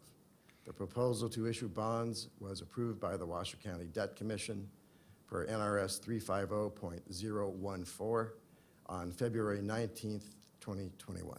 All right, thank you. Ms. Vance, do you want to come up, or you want to introduce? Good morning, Commissioners. Cindy Vance for the record, Chief Fiscal Officer. Today we have John Peterson from J&A Consultings, and we also have Kendra Follett from Sherman and Howard. Marvelous. Mr. Peterson, welcome. Sorry for the delay, but how are you this morning? John Peterson for the record with J&A Consulting Group. Doing very well, thank you, Chair. And appreciate the flexibility with the schedule and allowing us to move forward. As has been introduced, this is a proposal for the district to issue $7 million of bonds. These are capital improvement bonds that will primarily be used for the acquisition of the district's property over on Barron Way. This is the last step. We have been before the commission a couple of times on this. As was mentioned earlier, this was approved by the County Debt Management Commission to issue up to $7 million. As far as maybe an update that I'd like to give the commissioners, when we made the presentation back in February was our first action with this. We were looking at interest rates. We were expecting the interest rate on these bonds, these are 25-year bonds, was approximately 3.35%. I've been saying for years that interest rates are going up, and because I keep saying that, they don't go anywhere. They stay low. Right now, the estimate for the interest rate is about 2.5%. Excuse me. So we are expecting to save a little bit of money there. We're expecting that the annual debt service on these bonds will be about $400,000 a year for 25 years.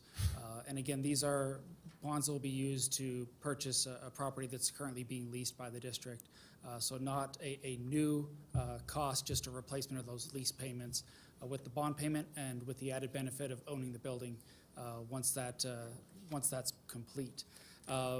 As far as scheduling, where we go from here, we are requesting a bond rating of the district. We expect to have that rating back within the next couple of weeks, and then to sell these bonds via a competitive sale at the beginning of July and close by the end of July.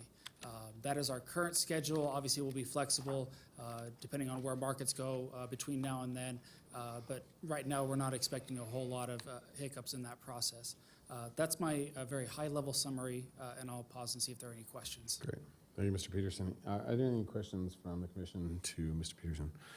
Mr. Peterson, Ms. Follett, we do thank you for all your always constant guidance on all these financial issues and all of your assistance. So with that, seeing no further questions, we will take this under submission. So commissioners, looking for a motion. Actually, is there any public comment? There is none. Thank you, Madam Clerk. I have a motion from Commissioner Jung. Do I have a second? Second from Commissioner Hermann.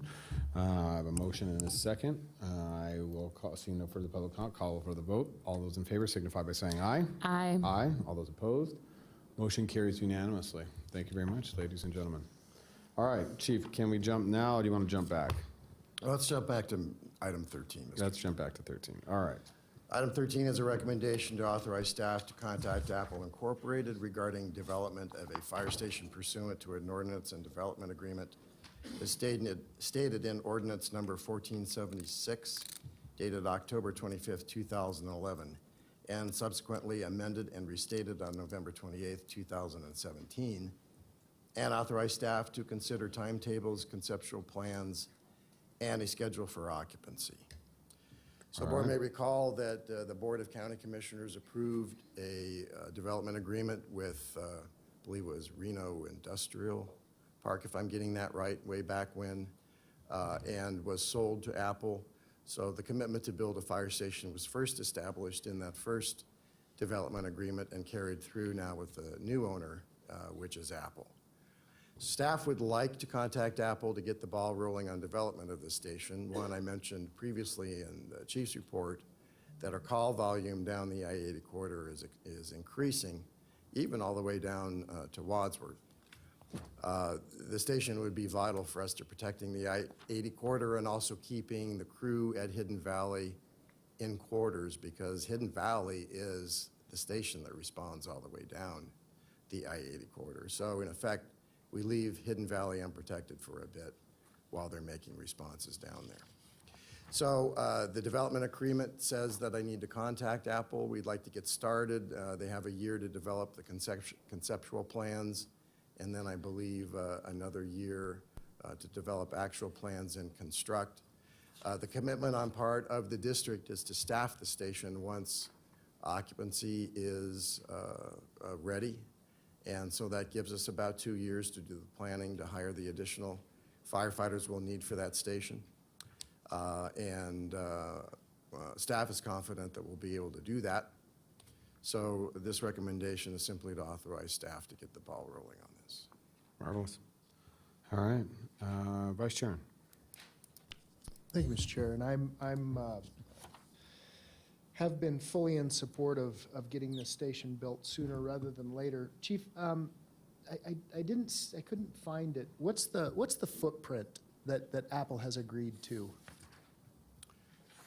I don't think I can answer your question, Mr. Chairman, or Mr. Vice Chairman. Okay. I think that's something that we'll obviously negotiate as we develop the conceptual plans. But it does say to house a crew of 4, 2 drive-through truck bays, and of course all the support spaces like kitchens and restrooms. So I would highly recommend that we at this board give the chief direction to move forward, but I would recommend we add 1 more bay.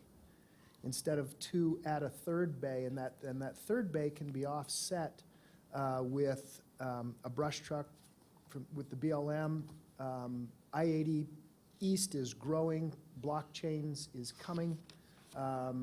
There's lots of opportunities out there. Of course, the needs in Wadsworth are growing. I think once things start happening, especially at Painted Rock, we may see, there's already land that's been approved in Wadsworth for development. There's over 100 acres that has been approved for 3 dwelling units per acre, and then there's another 600 acres that will likely come back at some point with a developmental agreement and asked to change with a master plan amendment to change that into residential as things progress and we sort of figure it out in the East Truckee Canyon.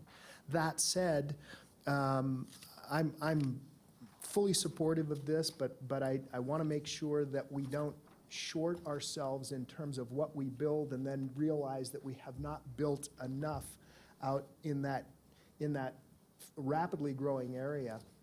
I will also add that, and as the commission is well aware, with the potential of a lands bill and then growth out in that region, working with Sparks collaboratively, I believe that this station will serve us very, very well in the not too distant future.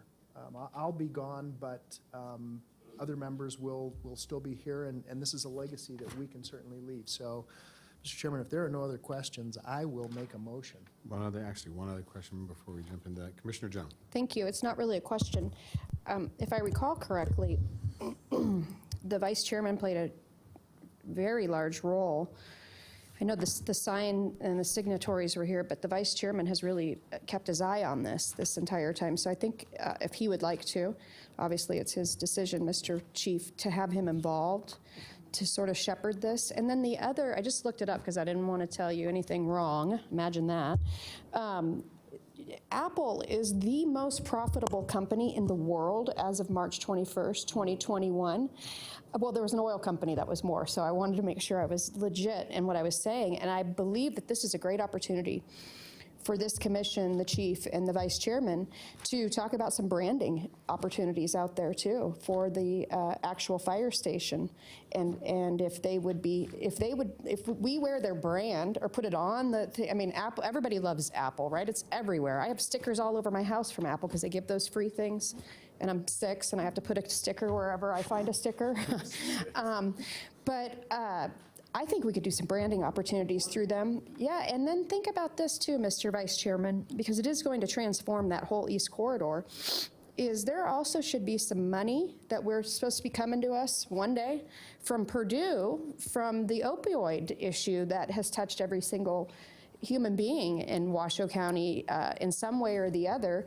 And I could make an argument that some of that money should come towards staffing up this fire station, because I also looked up another interesting piece of data, which everybody that works on the street as first responders already knows, but I don't think the general public does. One of the most profound indicators to deadly car accidents, being high on opioids.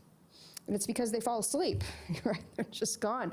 So I can make an argument that that should be staffed up and paid for to some extent from Purdue when we finally figure out what our part of this is. I mean, the biggest nexus has always been homelessness with opioids, but actually, if you look at all the data, of course it's a major contributor, but opioids affect all echelons of this society, and to only put it towards the homeless is a real way to pretend like this disease of addiction, particularly with medication given by a doctor, doesn't exist. So, Mr. Vice Chairman, I would like to empower you to keep running with this ball. And if we can, in as much as we can, let's do some branding opportunities with them. I mean, Apple, who wouldn't want to be in Apple County in all of that? I mean, we're already sort of a Tesla county, which I thought could have done a lot of branding when we were fighting the ACEs and figured out that's a fight you'll never win, because that's a whole business plan of doing liens on counties and properties, as we found. But why not? Why wouldn't we take up that mantle and be proud of that? The most profitable company in the world is building a data center that the end gave us some land to make sure that we keep them safe, and everybody that has to go to work out there, that we keep them safe. Story County still hasn't received any taxes, so don't be mad at them. Remember, everything that they did for Tesla and that Tahoe Regional Industrial Center, they delayed any taxes for 10 years. But they're getting ready to be high on the hog, as they say, when that expires, and that might be another opportunity for us with some branding. So I would love to help you, and the only way I know to help you is just to be a cheerleader, so count me there. But I do believe that, Mr. Vice Chairman, you and the chief probably should work closely, not only with your idea of the need of more bays, and then I think you should also talk to Mayor Lawson, because he has the big plan about that public lands cutting over there. Again, so critical that that gets built and staffed before, you know, and we can also make the argument, I mean, I could argue all day for anything I want, but we could also make the argument that we are also ensuring that people who need to get to work out in that commute are able to do it safely. You know how many times on NPR I hear, well, we got delays on eastbound I-80 past Lockwood because another accident has occurred. So, Mr. Chairman, I want this board to keep thinking outside of the box and getting creative, because we do represent citizens, 500,000 of them in Washoe County, to a person that don't like to pay taxes. So whatever way I can figure out to put together revenue, I'm always in favor of. So what I want to say, Mr. Vice Chairman, is to encourage you to keep this up. Thank you. Thank you, Commissioner Jung. That was absolutely, yeah, you're absolutely right. There's tons of opportunity there. All right. Seeing no further discussion at this time, Mr. Vice Chairman, would you like to take this? Is there any public comment, Madam Clerk? I don't see any signed in at this time. Okay. All right, I move seeing to no I'm sorry, Mr. Chair. Go I move ahead. to authorize staff to contact Apple regarding the development of the fire station pursuant to the developmental agreement signed in 2011. All right. I have a Second. motion. Do I have a second? Second. I have a motion from the Vice Chairman, second from Commissioner Jung. All those in favor, I'll call for the vote. All those in favor signify by saying aye. Aye. Aye. All those opposed, motion carries unanimously with all commissioners voting. Please affirm your votes on the screen. All right, Chief. Item 14. Mr. Chairman, need to ask one more time to hopscotch around the agenda. Want to play a little hopscotch? Okay, We let's have play hopscotch. Mr. Brandon Lewis, who is here for item number 19, if we may skip to that. Yes, we can. Mr. Lewis, come on down, sir. Item 19 is a recommendation to approve the property and liability insurance and workers' compensation insurance proposal for the Truckee Meadows Fire Protection District for 1 year beginning July 1st, 2021, for a total annual premium not to exceed $1.4 million and authorized purchase of insurance-based upon the proposal. All right. Ms. Vance. Good morning, Commissioners, again. Okay. Brandon Lewis is here with USI Insurance Services to assist, but I wanted you to, our proposal overall for our annual renewals is 17%, and then there's a few that are 3-year renewals that adds an additional $57,000 for a total renewal value of $1.4 million. We added a summary, which is attached, which can kind of show you our exposure, because we have grown a lot. So a lot of our increase is not just increases in the insurance market, which are out there, but the growth of the district. So the larger gross are in our automobile liability and physical damage. That's $21,000. I'm focusing on the dollars, which we did grow by about 11%. So 11% of that 23% growth is just growth of the district. And workers' comp and employers' liability at 16%, $149,000. Obviously, employees are our biggest asset, and that requires the insurance company coverage also being the largest. We have a 10% growth in employees during the year and a 16% growth in workers' comp overall. The risk, the highest increase in percentage risk is, of course, our network security and privacy, cybersecurity, and that's just out in the news. I mean, we see what's going on, and we're always measuring our risk, and hopefully we're covered and don't get into the situations like other governments and businesses have been in. I'd like to introduce Brandon, have him talk a little bit about the insurance market and the impacts on the rates. Okay. Thank you, Ms. Vance. Mr. Lewis, nice to see you. Good morning, Mr. Chairman, members of the commission, Fire Chief Moore and staff. Brandon Lewis with USI Insurance for the record. We have seen significant challenges in the insurance markets this year after several years of above average catastrophic losses that affected property insurance. Over this last year, we've seen the rest of the insurance market affected, anywhere from liability insurance, excess coverage. The cyber markets are stressed just beyond measure. We're seeing so many insurance carriers back out of offering cyber coverage because of just the phenomenal increase. I keep seeing different numbers, but anywhere from 300% to 500% increase in ransomware attacks over the last year. Wow. And that Capital Pipeline attack a few weeks ago, didn't help. So we worked very closely with your current insurer on the cyber. We also checked with several other markets. Unfortunately, most of the cyber markets won't even look at an application for a government entity. So although the markets are limited, we did talk to several and just always looking to make sure we have the best option. So overall, as Ms. Vance mentioned, we have a combination of rate and exposure increases. Unfortunately, we're seeing double-digit increases in property. We're seeing 8 to 15% increases in liability rates. And this year, we really focused, starting early with the chief and staff, on negotiating with your current markets. And that's because your main market for property and liability was willing to commit to keeping their overall rate increase around 7 or 8%. And usually when we can do that, we recommend it when we see rates going up more than that with other markets. On the last page in our document, there's some renewal coverage highlights. It's the page after the premiums. Just goes through some things. We didn't have any major changes in coverage, but the first few items are property and portable equipment. No changes in coverage there.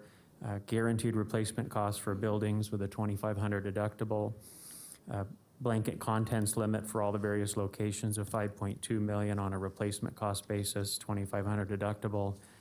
You can see loss of income and extra expense. Earthquake doesn't have a specific dollar sublimit, so that's nice. Usually we'll see carriers really try to limit that. It's within your property coverage. Same with flood. The general liability remained the same. We have $1 million occurrence limits, and then down below you'll see excess. This includes professional healthcare liability, and it's first dollar coverage with no deductible. The management liability, that includes everything from the board to executives and staff. It's similar to D&O in the private industry. It also includes employment-related practices coverage for those types of matters. The auto coverage stayed the same, $1 million per occurrence. That's your primary limit with coverage for emergency vehicles on an agreed value basis. And then over all of this, you're seeing all these $1 million limits on a primary. We have a $10 million each occurrence, incident, or wrongful act on the excess with an annual aggregate of $20 million. The crime insurance with travelers stayed the same. The limits in general are $2 million with a $25,000 deductible. And again, the cyber liability, just significant challenges there, but AIG was willing to work with us. We're thankful to the county and the IT department providing a lot of info on that front to help us show it in the best light. And then the last two items are the 3-year renewals. 3 years ago, the board placed these coverages. Environmental liability with Great American E&S, very broad coverage for them. In that market, we're seeing significant challenges. Some of the carriers really be very careful about, especially government entity accounts. And then the assault expense and threat response is a very broad policy. It's so much, not to include everything here, but some of the key items there include assault expense, up to $500,000 after an assault event to help cover costs the district may incur in responding. And the threat response is an amount that they'll pay if you have a threat against one of your fire stations or the main office to help pay for additional security for, I think, up to 30 days. I'd be happy to answer any questions and certainly appreciate your time. Thank you, Mr. Lewis. I appreciate that. Any questions? Vice Chairman. Thank you, Mr. Chair. And this isn't so much a question as a comment. We're seeing a just shy of a $270,000 increase The sad part is we cannot get by without insurance, but I want you to think about insurance in a different way. It's a bet. It's a wager. We're wagering that something is going to happen. These guys are wagering that something is not going to happen. We wager every day this way. Automobile policies, our homeowner policies. I'm wagering that my house is going to burn to the ground, and my insurance company says, you know what, I don't think they are. I don't think it is. So we're taking a bet here, and it is a $270,000, almost $270,000 increase. But that said, we cannot survive without this. It's not a bet that I'm willing to take. And I'm thrilled, Chief, that we have earthquake. It is not if. It's going to be when.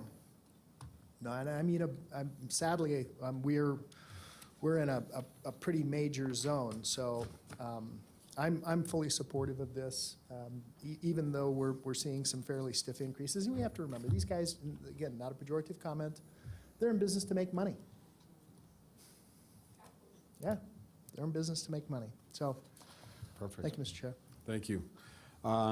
Any further discussion from any of the commissioners in regards to this item?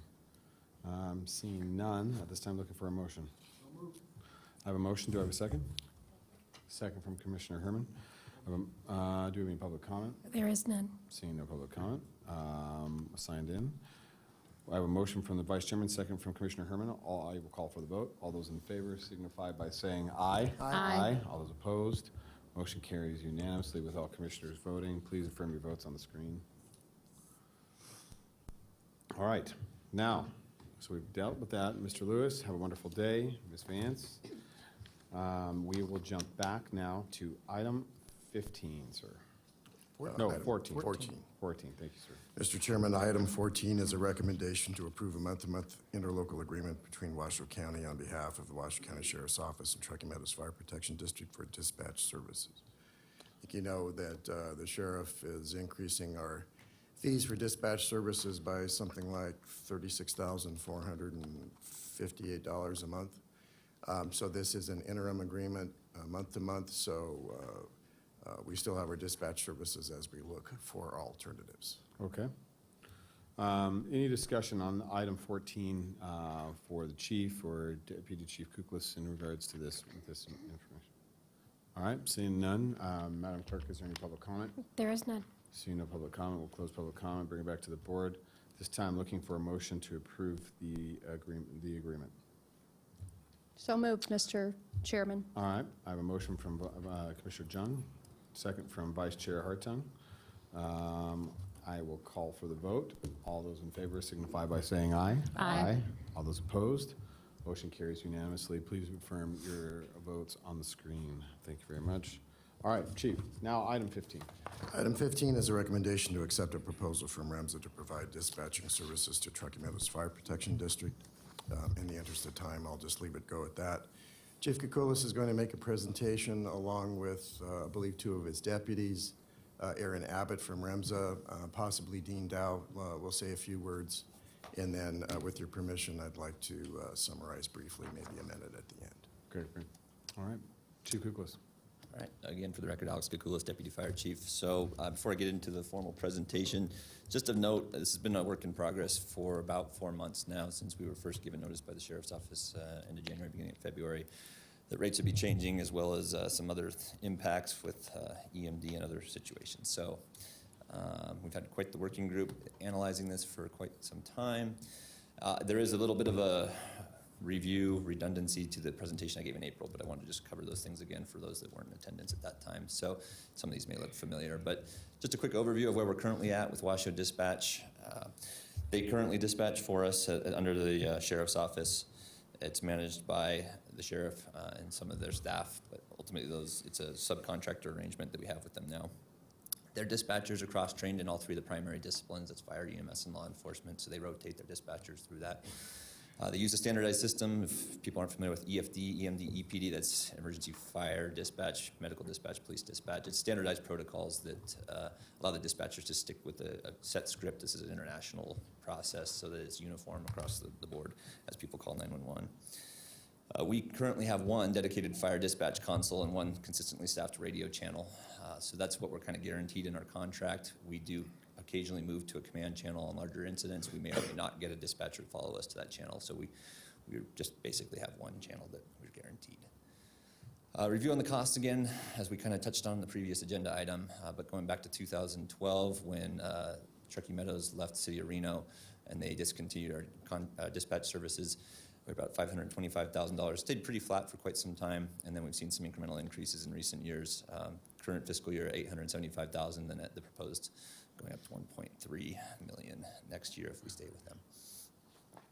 So this is a bit of a, I mean, maybe it's a little bit complicated and probably hard for you to read up there, but contrasting our, and we use the EMS call because that's the vast majority of our call volume, but to demonstrate what the current process is versus the proposed dispatch process. So the 911 call, working from the top here, it's received at Washoe Dispatch. Basic call information is gathered. If it's a medical, it's transferred to REMSA to do the EMD process. At that point, REMSA starts acquiring the basic call information, processes it through that EMD pre-arrival instructions, et cetera. Concurrently, Truckee Meadows resources are being dispatched by Washoe Dispatch, and while REMSA dispatches their units through their dispatch center. As REMSA acquires that information through EMD and an ultimate priority of the response, if Truckee Meadows assets want to know what that priority is in the additional call information, our units are switching over to a REMSA channel, talking with REMSA dispatch, and then switching back to our channel to continue the duration of the call. So it's about a 6-step process there. Going down to the proposed dispatch process, the 911 call will still reside in Washoe Dispatch as the primary PSAP, but if it's if it's fire or medical, would be immediately transferred to REMSA Dispatch / TM Dispatch in this scenario, where they would concurrently do the EMD EFD process, but be simultaneously providing that information to TM resources and REMSA resources. So we kind of cut that part of the process on a medical call in half. So we analyzed 5 primary options that were available to the district. Sorry, get this thing up a little bit. So the first being remaining status quo with Washoe Dispatch, and that's that $437,000 increase annually for basically the same services we're getting from them today.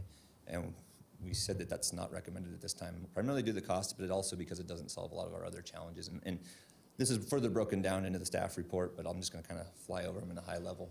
The second option was a contract with City of Reno or Reno Fire Department for dispatch services. They did give us a revised proposal just this last Tuesday. Prior to that, we were working at an estimated number at about $875,000, but it came in at $718,263 from them. We've analyzed that, and including with our prior analysis.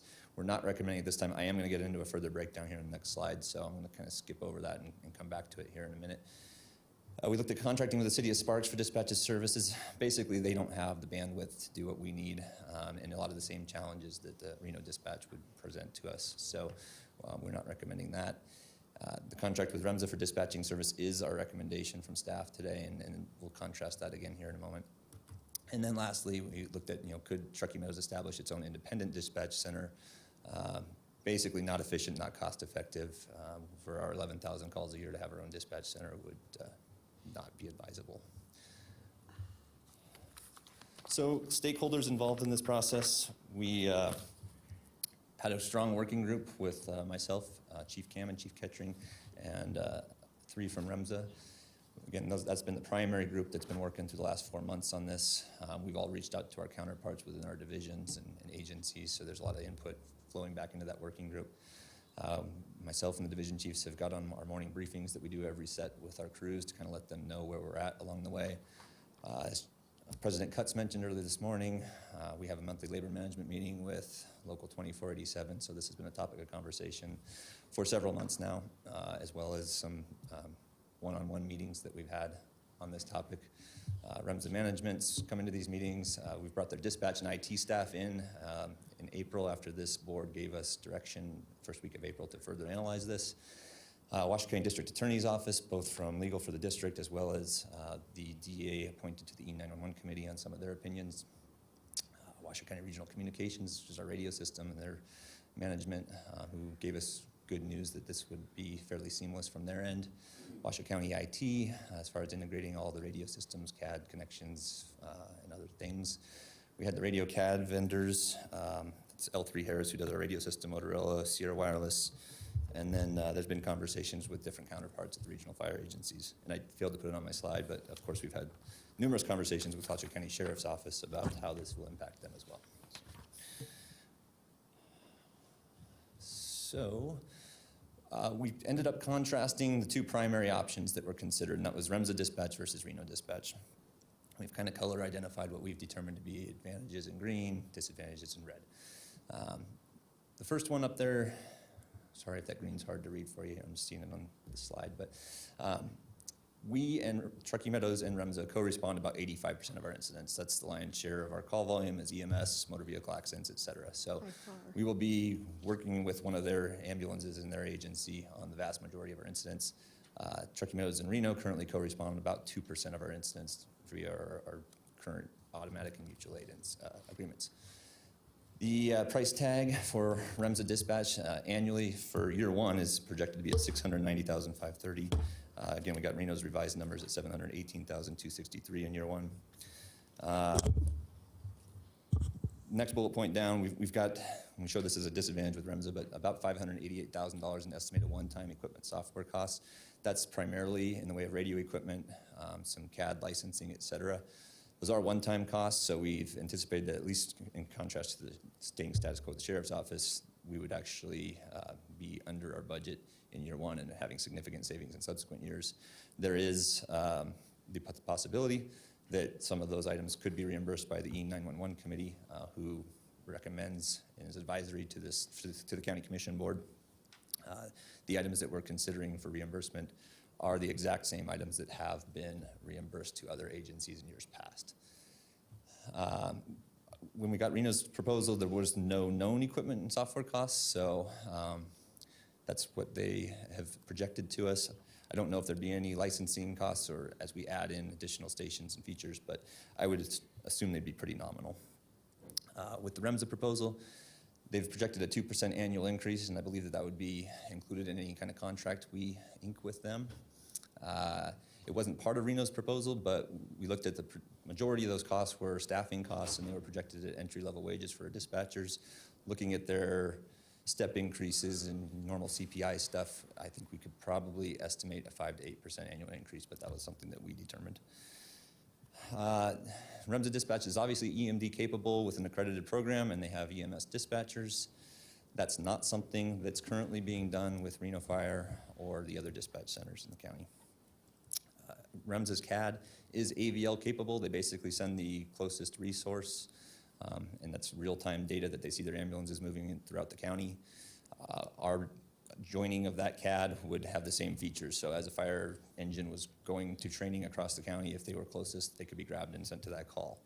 That's something we've been aiming at and trying to work towards with the Tiburon CAD that the region currently uses on the fire side, to no avail thus far. I do hope that that's part of any future CAD that gets implemented in this area. Next item, we kind of called a wash, but the radio systems, REMSA is on a different UHF frequency, and we are on the same 800 megahertz system as the other fire agencies. It is our intention to stay on that 800 megahertz channel, so there's not going to be really a disadvantage, and there's cross-linked communications, and I'll get into the kind of complexities of that in a little bit, but both systems would work fine in that regard. As we look at, we've been in the ambulance business with a significant uptick for the last 6-7 months. Being with REMSA will integrate the CAD data into their billing system. That's not going to be a current feature if we were to be on Reno dispatch. One downside here with the REMSA is that they're inexperienced with fire dispatching. Obviously, Reno dispatch has been doing fire dispatch for quite some time.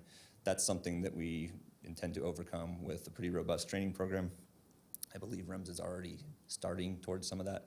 They anticipate, having all their staff fully, well, at least the staff that will be working on our channels, staffed on EFD, trained on it, qualified, and they're starting to review some of our dispatch tapes and getting competent with our terminology. So hopefully we'll overcome that one.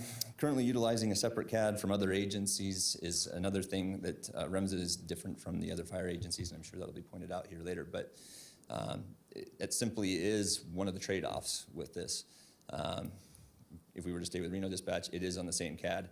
The problem, again, going back to the first item, is that 85% of our calls are that EMS-related incident type. So if we stay on the current CAD, we're still going to be at the same disadvantage of not having EMD and all the information that REMSA has until this is eventually solved.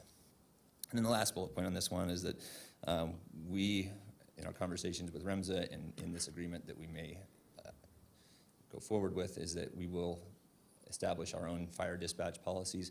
They're probably going to look a lot like the exact same ones we have at the sheriff's office, and we'll adjust those accordingly. So we'll be able to control how and when we get dispatched through REMSA. If we were to go to Reno dispatch, we may have some ability to influence that, but realistically, their fire dispatchers operate for Reno Fire Department, and to ask them to have two separate policies for fire dispatching may be challenging. Sorry, that was the longest one. This one's a little bit complicated and probably more for staff that's watching, but this is just an example of how the radio system will work. We've had some conversations with REMSA staff and our own, and there's some opportunity to continue to refine this. But once the 911 call is received at REMSA dispatch, it will go and be EMD, EFD, go through that process by their dispatchers. If it's an EMS call, it would go over to a REMSA dispatcher on REMSA's radio channel, and it would concurrently pop up on TM's designated dispatcher at REMSA's facility. They would both get the information real time, and any updates would pop up on the CAD and mobile data terminals. So that would be seamless information. Our units will stay on the exact same 800 megahertz channel that they're on today, and REMSA would stay on their frequencies. There is the ability to cross-patch those if those units need to have cross communications, but we will be getting the same real-time updates through the same dispatch center. Of course, if it's a fire, or any other incident that's not an EMS component, i.e. structure fire, brush fire, hazmat, extrication, MVA, we will be moving to a command channel just like we do today on 800 megahertz channel, TM Command 1. So I think from a staff perspective, they would actually not really see any significant changes in the radio systems. Touching on mutual and automatic aid, so we have 13 direct mutual aid agreements with different agencies that surround Truckee Meadows, since we're such a large geographical agency. And then, of course, we have a statewide master mutual aid agreement that can get us resources through basically anyone in the state and outside that as well. Most of those are requested via phone between dispatch centers. So, as an example, we do a lot of mutual and automatic aid with Story County and the I-80 East Canyon, Carson City down in Washoe Valley. They're not on the same CAD as us right now either. So when there's a request that comes through Truckee Meadows to them, it's a quick phone call from our dispatch center to theirs, give them the basic information, get them going, or vice versa. That was also, up until a few years ago, the way Sparks and us interacted. They weren't on the Tiburon CAD until just a few years ago. So it's not to say that I think the CAD, being on the same CAD is indeed the better arrangement, but that's something we're going to work towards as we move towards that regional CAD system. There are the potential to establish CAD to CAD links. REMSA and Reno have been working on that for several years.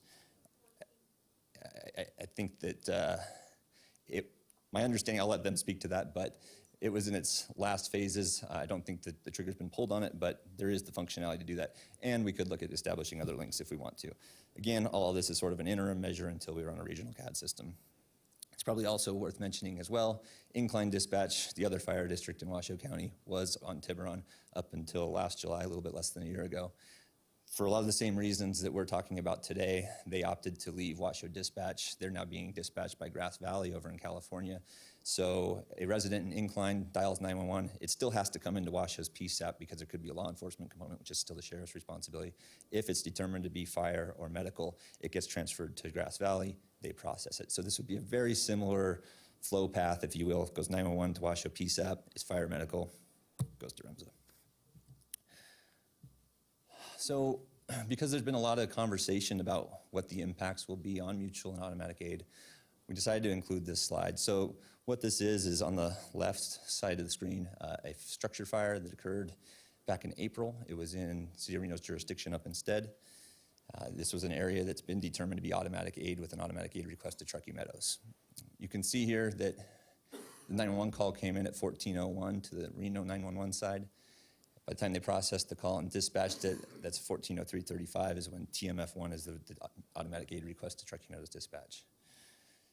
And although they're sitting in the same room and working on the same CAD, that then triggers the call to be generated over on the Truckee Meadows side. And you can see here on the times, Truckee Meadows, Washoe Dispatch created the call at 14:06 and dispatched it at 14:06:46. So from 911 call at 14:01:53 to time that Truckee Meadows was dispatched was 14:06:46, about 5 minutes. So I illustrate this because although we're on the same CAD, we don't have an entirely efficient process right now either. So I'm not suggesting that we have a perfect solution for you today. I think that it's the better of all the options that we face, and we'll continue to work towards the optimal solution. If we get direction to proceed with this, the implementation plan will be that we will finalize a full implementation plan, a timeline and project management program. A lot of that's already been in the works through verbal discussions. We would then formalize that with some pretty strict criteria and timelines. As I mentioned, REMSA staff, I think they may already be working on this, but they're going to do EFD training and qualification of their personnel. They'll be working our radio channels and dispatch side. They will eventually, I think, cross-staff their entire staff so that they can rotate through and have that surge capacity as needed as well. We've started pulling some of our radio tapes from our past significant incidents so that they can start reviewing those again to hear that terminology and hopefully have a seamless integration with them. The necessary equipment will be ordered and installed with lots of redundancies and lots of testing before we pull the trigger on this thing. There is another agenda item today to get that ball rolling if this is approved. CAD programming testing is going to be a fairly significant lift. We've planned on basically dedicating some of our staff that's already working on a 40-hour special assignment to be full-time on this project until it's up and running smoothly. And at that point, we may continue to have that liaison embedded into REMS's facility. Again, all of our policies that we currently have with Washoe Dispatch, we'll take those as the template and recreate those with REMSA as they work. And then our go live date is projected to be between October 1st of this year and January 1st. Outside of peak fire season, we hope that things will have started to wind down by then. We hope that all the testing will be complete, but we will not flip the switch on this until we're competent in all those things. Of course, there's the cost side of that. The longer we remain on that month-to-month agreement that we just approved in the earlier agenda item, the more those costs go up. So these are just some side notes. We do intend on retaining ownership of all of our purchased radio equipment and dispatch consoles. So as we put those into REMSA's facility, they will be owned by Truckee Meadows. That one enhances the ability for E911 reimbursement, but also if there's any change in arrangement in subsequent years, we can take that equipment and put it where it's needed in some sort of future regionalized or other alternative dispatch center. I kind of touched on earlier, the service contract we envision will ensure that we have controls and oversight of how our operations go and the dispatch policies and procedures. And then the term of this is, of course, up to your recommendation, but our suggestion is that the initial term of the agreement is 24 to 36 months. That should coincide with what the E911 committee is working on right now with submitting an RFP for a new regional CAD. They say it's about 24 months out, but just my personal view on that is that I rarely see projects come in on time of that complexity. So that would be kind of the best case scenario. I've heard lots of stories where they can go on many more years than this, but nonetheless, I think that we tie the term of this to be about that same time so that we can reevaluate and hopefully look at some sort of regionalized system at that time. I've said it several times now, but the future opportunities is that the regional CAD system that's coming out soon should be something we're all moving towards in this county. E911 funding is going to purchase the CAD system for the region. So that will be, that's an open discussion on who will be part of that.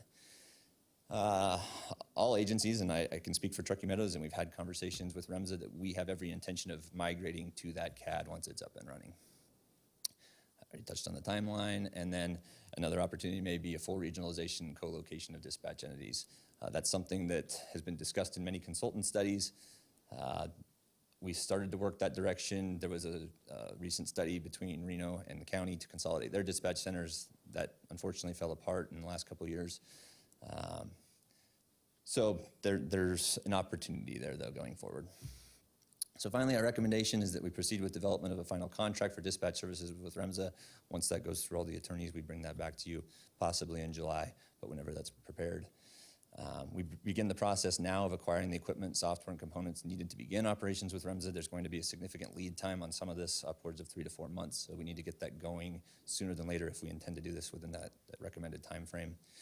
And then while we're doing this, we continue to walk and chew gum and work on a future regionalized CAD system or dispatch center that we will be participating in once that's up and running. So that's it for me. Sorry, that was long. I'm going to quickly just hand it off to Aaron Abbott from REMSA and a couple of division chiefs here. just if they have any additional comments for you guys. Okay. Thank you, Chief. Welcome, Mr. Abbott. Hi, good morning, almost afternoon, I guess. For the record, Aaron Abbott, Executive Director for REMSA. Thank you for having us today, and thank you for allowing us to submit a proposal for dispatch services for Truckee Meadows Fire. REMSA operates a really high-tech, high-performance dispatch center. We, as Chief Kagulas mentioned, we touch already 85% of the 911 calls that Truckee Meadows are responding to. We co-respond with 100% of our calls in the Truckee Meadows response district. We believe this dispatch proposal will improve interoperability between the two agencies. We've had a lot of synergy between the two agencies recently with the COVID events. They've been providing automatic aid with ambulances up in Washoe Valley, down in Washoe Valley and up in Sun Valley. And we've realized a lot of benefits from that response model. Our dispatch center is capable of providing GPS location, automatic vehicle location technology to Truckee Meadows. We do operate our dispatch center with registered nurses, paramedics, and EMTs. That's something unique about REMS's dispatch center, is that we have medically trained personnel inside the center. Again, 85% of those calls being responded to by Truckee Meadows are medical in nature. We do, as Chief Kagulas provided in his presentation, we'll be incorporating the 800 megahertz radio system into our dispatch center. So the current communications platform that they're operating on should be seamless from their perspective, but we will have the opportunity to have crosstalk between ambulances and fire engines with Truckee Meadows while they're responding to incidents. We'll be also integrating the county GIS maps, so the response plans can be incorporated as they are today. And I also want to mention that REMSA has recently secured a contract with a vendor to provide secure video chat via video into our dispatch center with our paramedics, EMTs, and nurses for scene assessment, hazard assessment, and injury assessment information. That vendor also provides real-time, what's called device-based technology. So similar to Uber or Lyft, we will actually be able to see exactly where the patient is within 30 feet. And if they're moving around or traveling on the freeway or walking down a sidewalk, based on their telephone location, actual GPS location, actually identify where that patient is. So that's something that's in the process regardless of the outcome of this proposal or not. That's happening at REMSA. And then also to help support our deaf and hard of hearing community, it also comes with a text option, so we can communicate via text message. Believe it or not, 911 services across the country lags behind technology on the consumer market. So some of this stuff may not sound neat and wonderful to most of us who use our phones every day for these functions, but to the average citizen calling 911, there are enhanced features.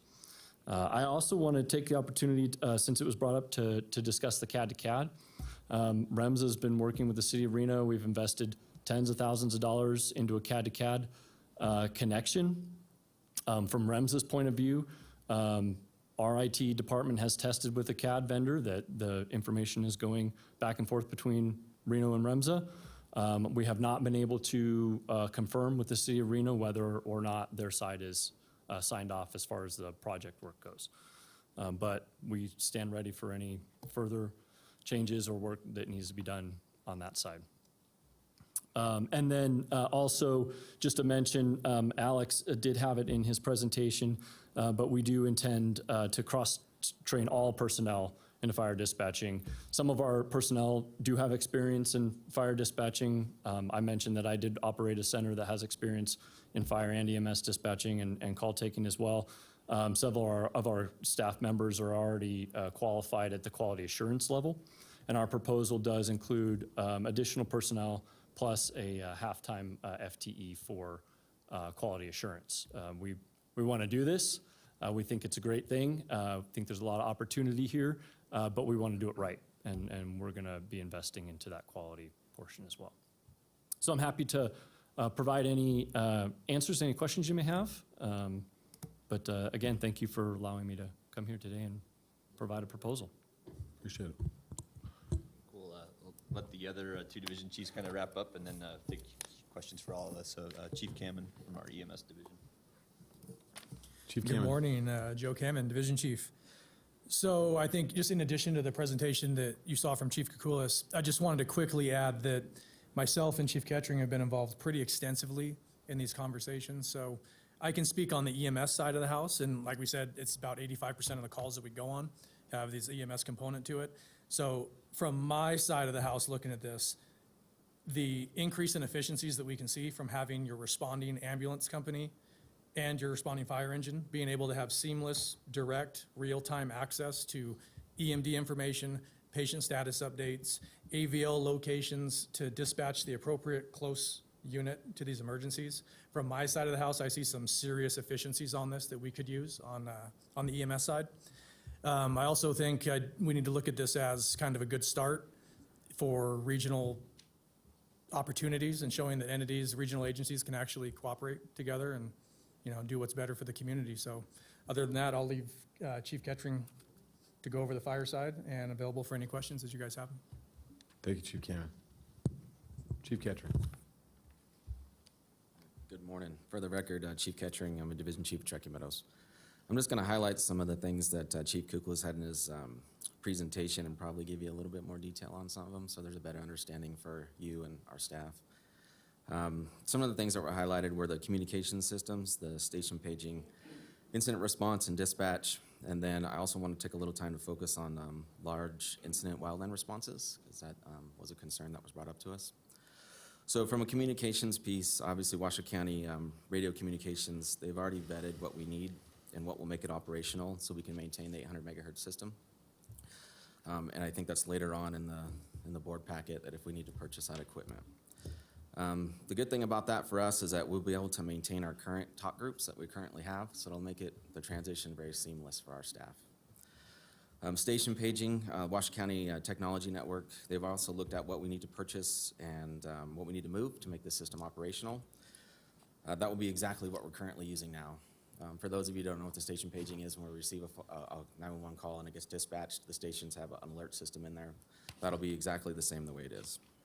For incident responses, all of our single responses will go to TM Dispatch. That will remain the same for our staff. Multi-engine responses, they'll get dispatched on a dispatch channel. They'll switch over to a command channel, which is currently what we have. That will be the same for our staff. For automatic aid and mutual aid, that will be provided to those agencies that are coming to provide aid for us. We'll still have our TM Dispatch channel and our Command 1 and our Command 2, so that will stay the same as what we're currently using. For the dispatch piece, what we're looking at doing is actually assigning one of our personnel to the REMSA Dispatch Center.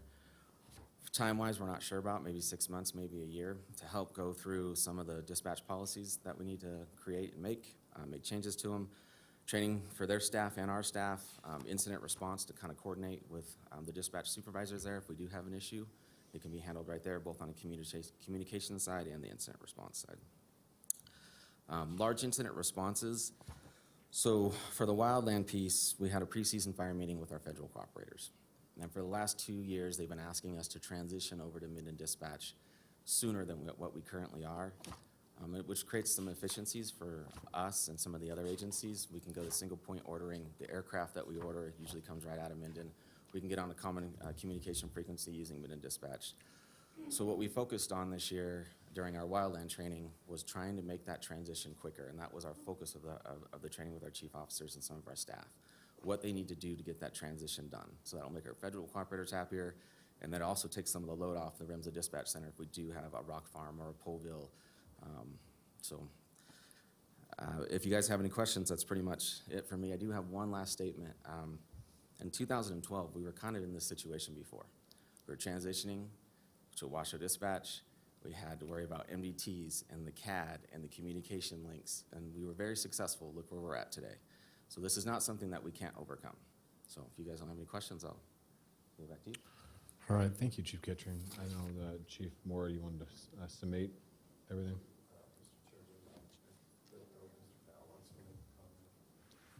Mr. Chairman, if you want to invite him up. Mr. Dow, if you would like to come and add to the conversation.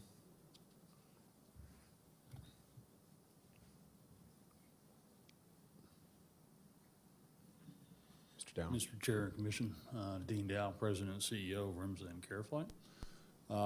Just a few words. I believe that the work that these two groups have done over the last 4 months is solid. They have attempted to turn over every stone at looking at the efficiencies and the operations of this moving forward.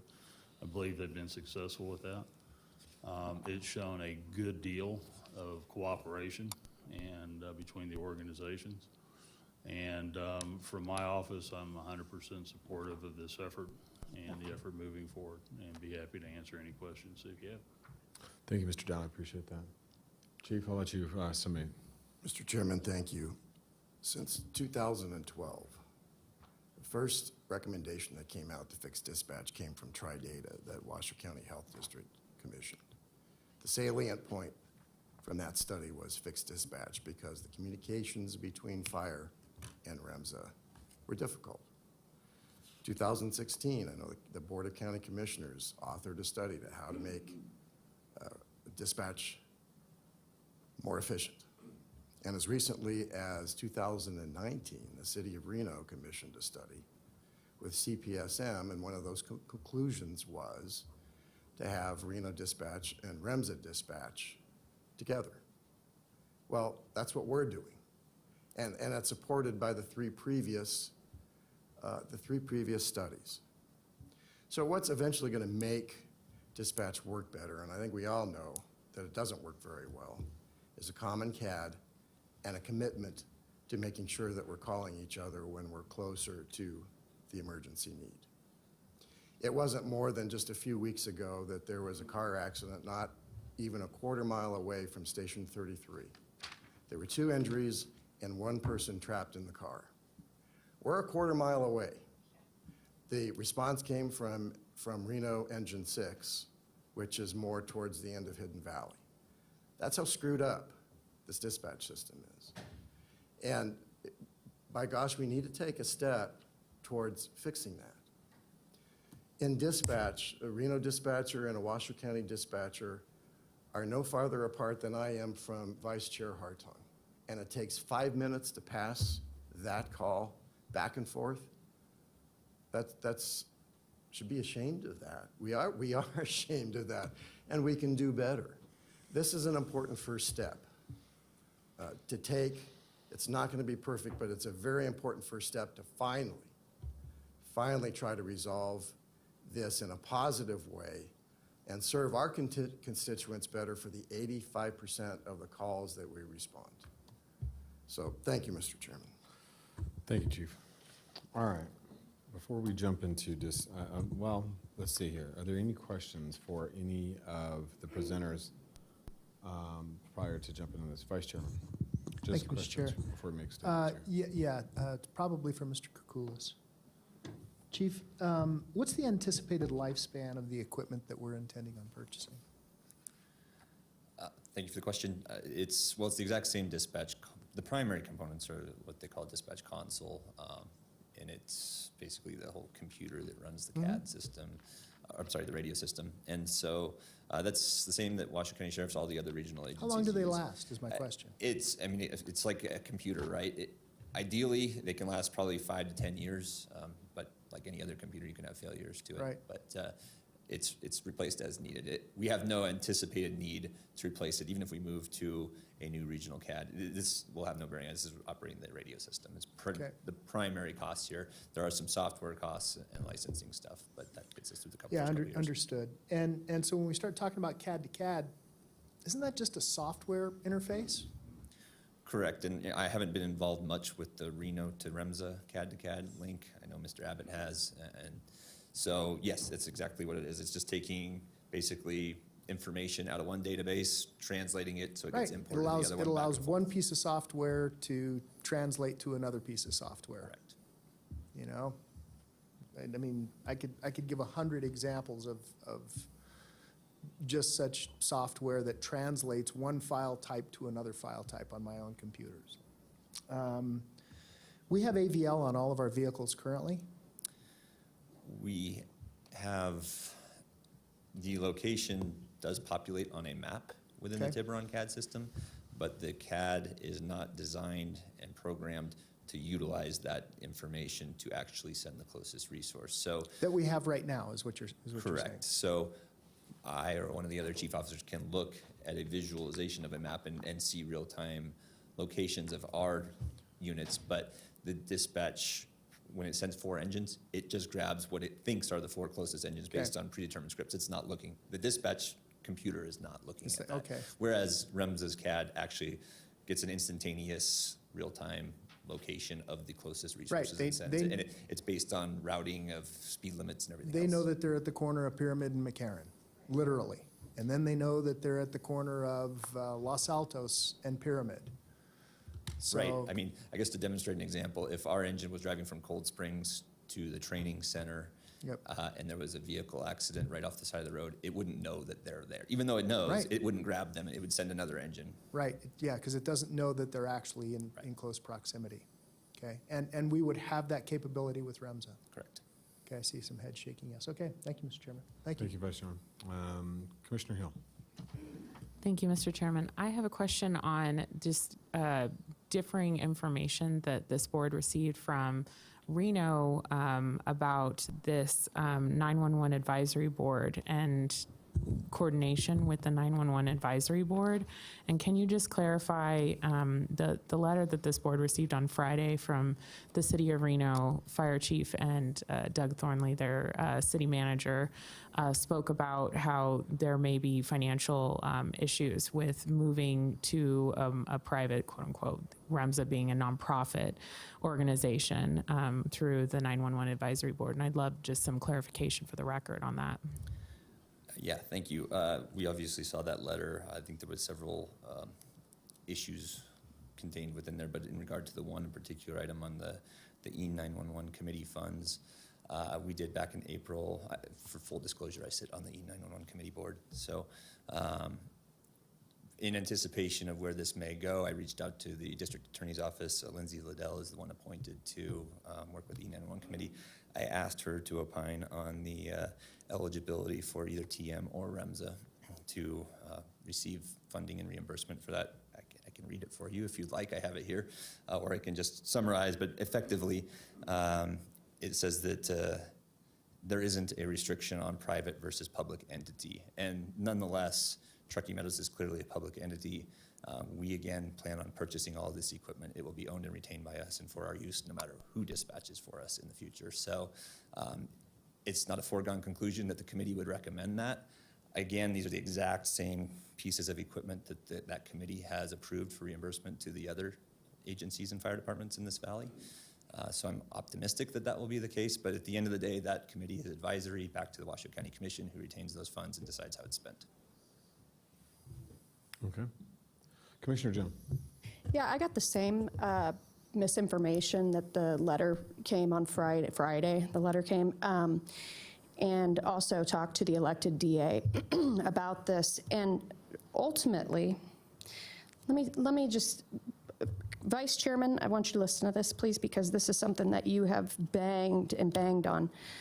The E911 funds, first of all, don't capture the funding that should be here because of the routing issue that you've brought up years ago that doesn't pay for that, essentially a toll of using phone lines, right? Remember when we calculated and we almost, cell numbers, we almost died at how much money we were missing when that happened. And really, there was a point that we went, who cares, whatever that money is. But at the bottom line is, the E11 fund is de minimis in terms of what it does for the full functioning of anybody who gets E911 funds. It's not a giant jackpot of money that it really should be if we counted all the cell phones just sitting right here at this dais, if you count it. It's VoIP, that's right, voice over IP. If you counted those just at the city of Reno that were sitting at their desks, how much money we are not paying into it. So it really is a non-argument, but I'm glad that the DA went on the record for you to tell you that they don't interpret it, the law, the way that some other people decide to tell me that the law is. And at the end of the day, though, I looked at our overall budget and everybody else's overall budget because it's public.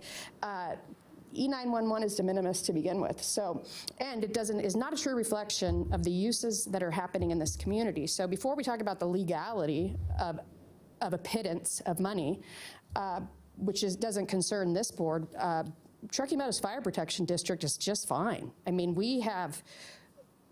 we're expanding, we're moving forward. Regionalization is not really anything we need. This is probably the most fun of a board I've been on because our revenues are always more than our expenses. And this is a board of fire experts now on accident fire. I don't ever want to know as much as I know about fire now. Accidental fire experts. What this board taught me, and remember 731, I was out there totally against the deconsolidation, the anti-regionalization, or moving backwards, but it wasn't a move backwards. I gave the chief hell for years because I didn't believe in the disbandment, which is way before any of you sitting here. That was Larkin, who was the chief creator of that. And then it turns out all the doom and gloom and all the work. I mean, basically 2 and 2 won't equal 4 anymore around here. It was real scary that we were a walking zombie, TM, just waiting to, those are your words, waiting to bring us back to life. And when annexation happens, never happened, we would be rendered bankrupt. I'm sure you remember that, Commissioner Hermann, because you got a lot, and you did a lot of research on all of this to help us looking at it from your perspective of your district. Well, I'm sorry, none of those scare me anymore. This board, this chief, and this fire department is the best in the region. I can just show you the budget, the very best. And we are no longer interested in being threatened by any of our partners about speculation of the future. There's no credibility there. I lived it. And what it gave me with this board, my colleagues, my peers, best board I've ever served on, by the way, that we can do anything. Nothing scares me anymore. You can threaten me all you want with the doom and gloom, and threaten people up here who might one day have to stand for election. Irrelevant. Never needed them then, don't need them now. So I'm ready to move forward on this, not waste any more of our fine chief's time, his legal counsel, which, by the way, we have to pay for at the county. The city, you don't pay for your legal counsel. We pay for that. And move forward with a new beginning, because I can tell you, CAD to CAD, I never want to hear it again, and I never want to hear AVL from any of the partners in this community. We've been working on that for 14 years that I've been sitting up here. And all it is a switch. And that is strategic as well. Well, this captain of the ship, no more. I'm ready to make the motion, and I'm ready to move forward, because I can tell you the #1 complaint I get about constituents, and by the way, Remza, TM, most of my constituents are Reno constituents.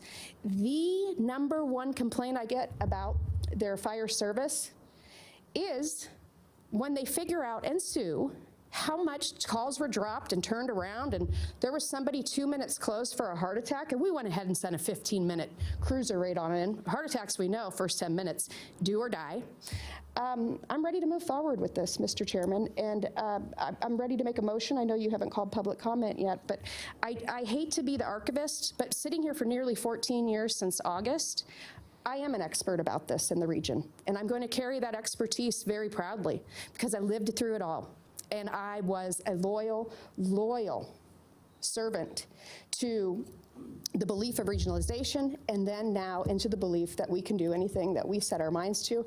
And ultimately, what every study we commission, and by we, I mean the royal we up here, either the Board of Health or Washoe County, the #1 thing they've told us about TM is that every event in the TM district, when you look at it in terms of age, which we do know there's a large correlation between length of life and medical emergency. Guess who lives in Arrow Creek? Guess who lives in, what's the one, Joy Lake? Guess, these are elderly people who need, and we promised them too that we would be sure that they would get a paramedic to respond in this area, because we knew with the certainty of 85% of the time, which is actually more in our service level, it would be a medical emergency that requires advanced life-saving. So I am ready to move on with this, take the vote, and ultimately, as Commissioner Hill and I have discussed way more generally than this at a macro level, we're getting all this CARES money in, which is hilarious. My last year and a half, we actually have money in Washoe County. But what she has really, the beauty of having somebody new who hasn't put up with all of this for so long, labor of love, but it is a put up with, is one thing she's impressed upon me. Citizens want us to see us try something rather than sitting back and doing nothing. And I think we've been a wait and see. We wanted to make sure we had our kingdom built. We didn't want to, you know, we didn't know what was going to happen because of all the doom and gloom. And now I'm inspired by Commissioner Hill and the Vice Chairman, which great creative thinkers, and they say, take a risk, do it, Kitty, because you sitting back here being so nervous, that's back when I had duct tape and baling wire to fill any sort of budget gap that we had. Now is the time, Mr. Chairman. We have to try something different, because talking about CAD to CAD and AVL for 14 years does not work for this commissioner anymore. Thank you. Agreed. Thank you, Commissioner Jones. So with that being said, what I will do is take public comment now. I think we've had enough dissertation. We'll open for a minute. I'm going to give Commissioner Chung a minute to calm down and take a breath. She is. I mean, look, you look at this. When you go back and look, Commissioner Chung is the only name that still sits at this dais with Commissioner Bretternitz, Commissioner Humke, Commissioner Weber, Commissioner Larkin, that was here when all that stuff done, and she's still here today. And she has, when she was chair, she championed this discussion. You know, and once again, it's just a wait and see. So I feel you. I understand exactly where you're at. So with that, Madam Clerk, please call public comment. We have Mr. Thomas Daly.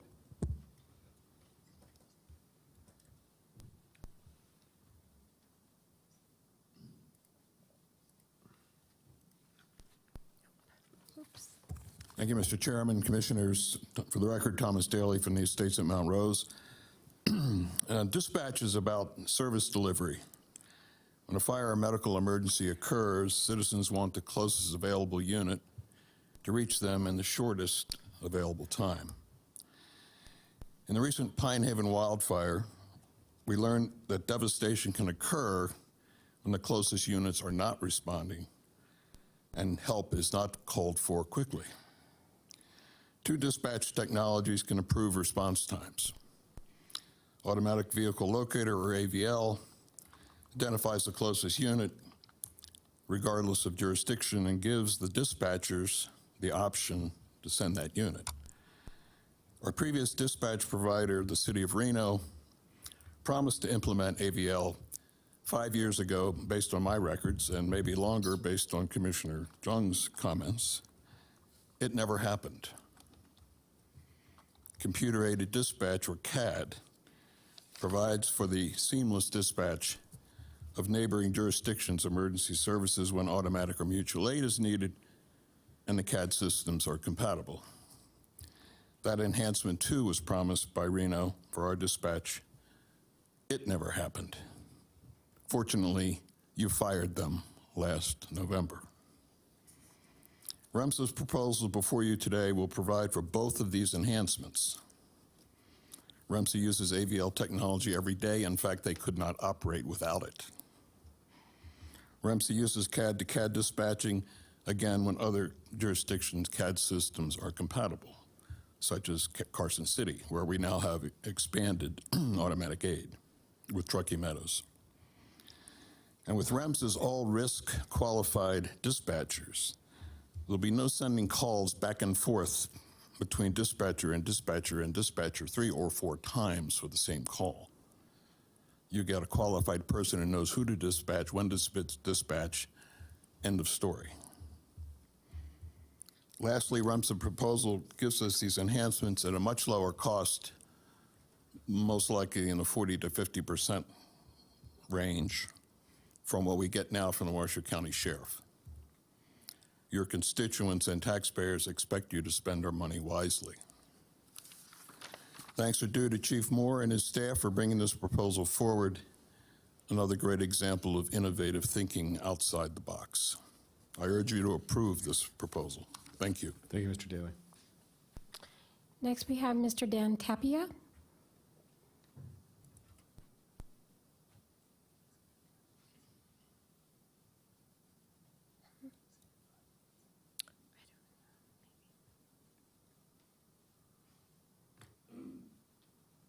Welcome, Mr. Tapia. Good morning, Mr. Chairman. Mr. Tapia, it's my understanding that you're here also representing all of service, 731 membership, is that correct? I am Dan Tappy, for the record, Dan Tappy, President, Reno Firefighters, Local 731, also the President of Reno Firefighters Airport, Local 731. I'm here representing about 270 firemen from those two agencies. So, Mr. Tapia, before you get started, we usually allow you those 5 minutes if you would like it. We will give you the 5 minutes for you to represent your group. Thank you. I'll let the chiefs talk about the numbers. Like I said, I stand here representing 270 firefighters from two different agencies that stand in opposition of this recommendation. The main reason really is safety. We're sitting here kind of talking about some smoke and mirrors here and some talks about, 85% of our calls are medical. I'm not going to argue these numbers, but the problem isn't REMSA. They provide a great service for this community. The problem isn't their dispatchers. The problem isn't TM or Reno or anybody. The problem is the system. The system's broken. When I call 911, it goes to the dispatcher, to our PSAP, then over to REMSA, then back from REMSA to Reno or to TM or however that works.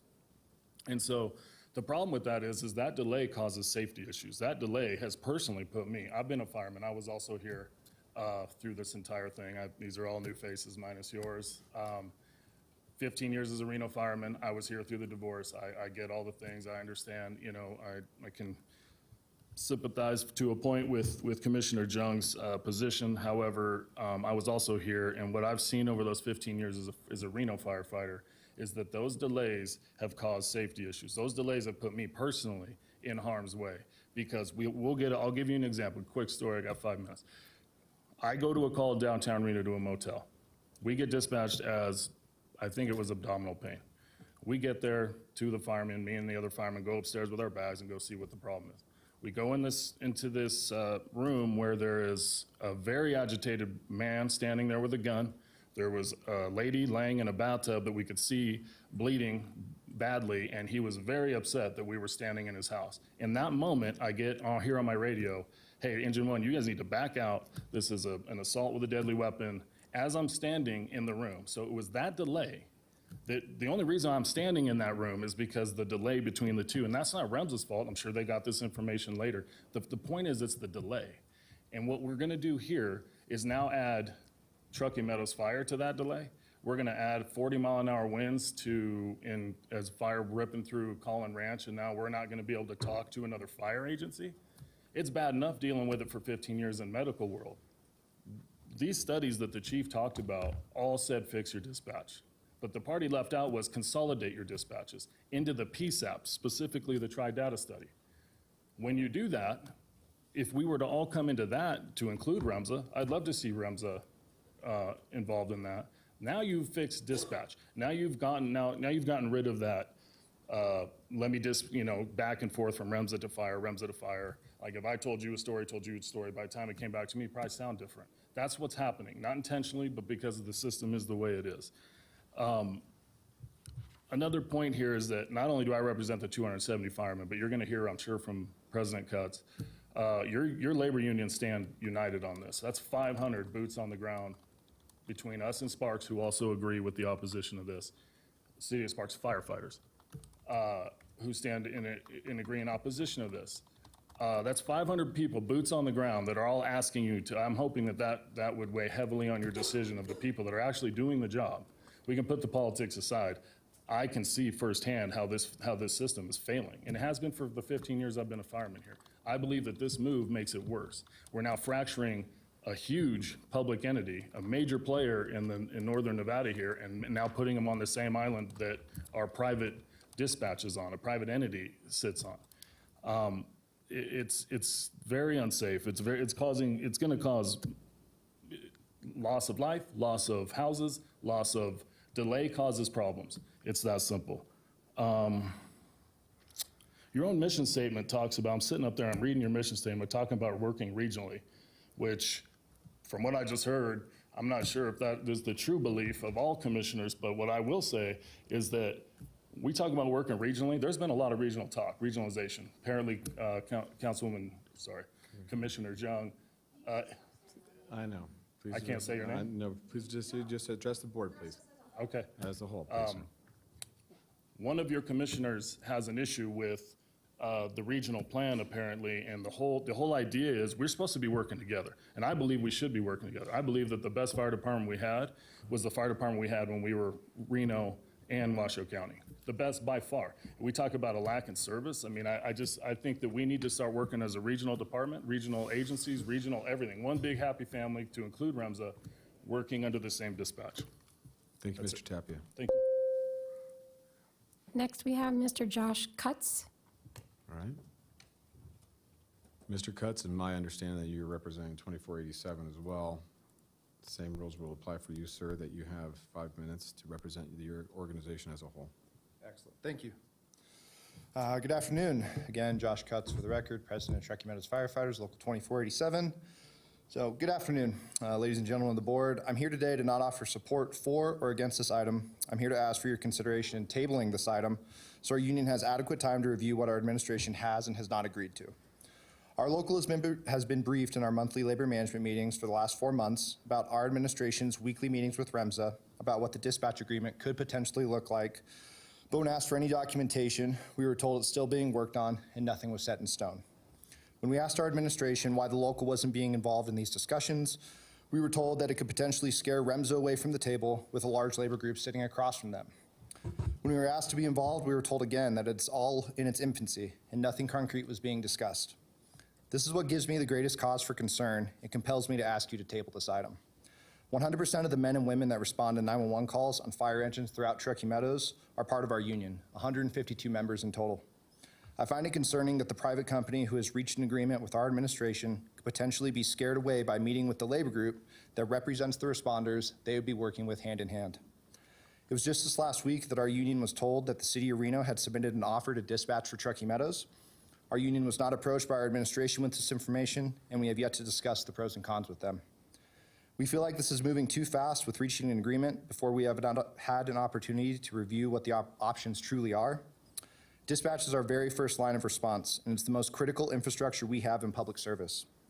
Without them, and along with potential delays, we are not providing the best service. We owe it to our citizens, Washoe County, Reno, Sparks, everybody in the Truckee Meadows area, to have the best initial frontline response. We as a membership would hate to see any of our constituents suffer or potentially die because we didn't take a little extra time to ensure we were able to provide the best dispatch, whether it be us and REMSA or an all local fire EMS cooperators under one roof. Thank you. Thank you, Mr. Cutts. All right. Next, we have Mr. Jim Reed.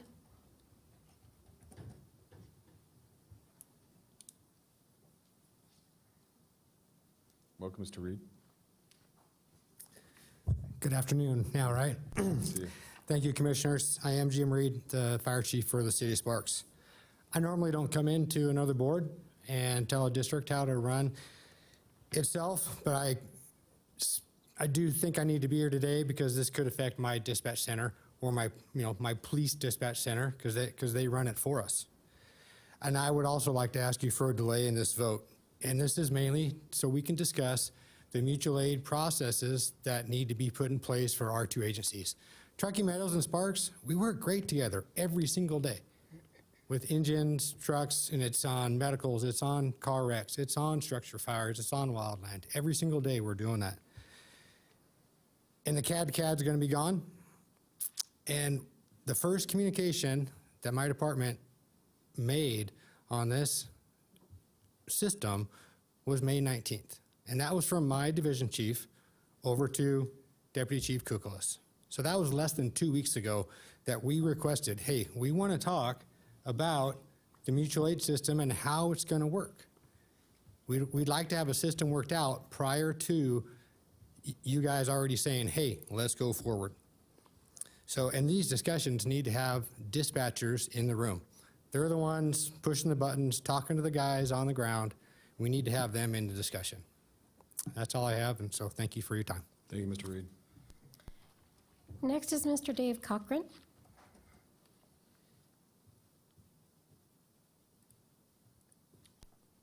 Mr. Cochran, welcome. Thank you. Good afternoon, Chair Lucy and members of the board. Dave Cochran, Reno Fire Chief. I'd like to begin just by commenting that I understand the need to look at different alternatives. I certainly am empathetic to the increased cost that the fire district is potentially incurring from the sheriff for dispatch services. I would like to clear up one issue that may have been unintentionally misleading. Reno Fire and Reno Dispatch are separate entities. No one reached out to either of us in connection with this process, and that's your prerogative. We don't have a voice, we don't have a vote, and so I'm not suggesting, but I want to make sure that the information that's being presented, you're aware that did not come from us or Reno Dispatch. When you consider alternatives like this, I think the calculus should include not just the fiscal component, but public safety. And the thumb should be heavy on the scale on the side of public safety, because that is what we do. We're not a business, we're a service. Public safety is our service. When we have a negative outcome on an incident, 100% of the time, communications breakdowns are part of the problem, if not the problem. This system would introduce communications problems into the everyday operations. It's going to be outside the 911 system, on different CAD systems, different radio systems.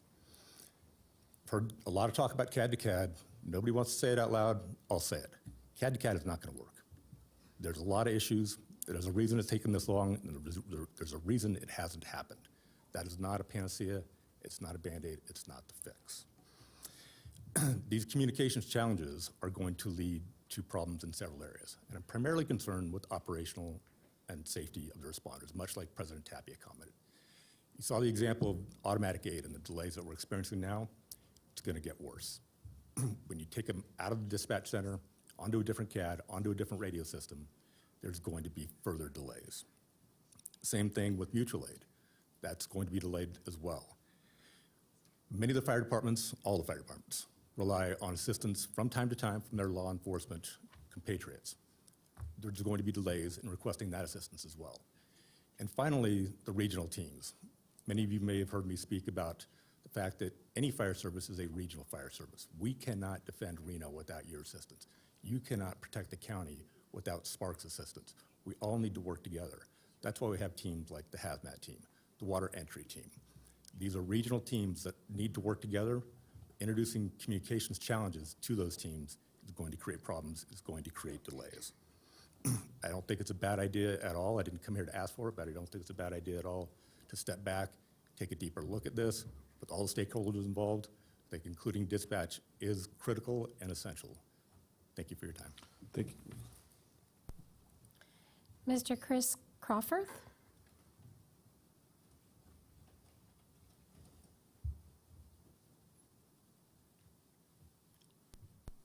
Mr. Crawford, welcome.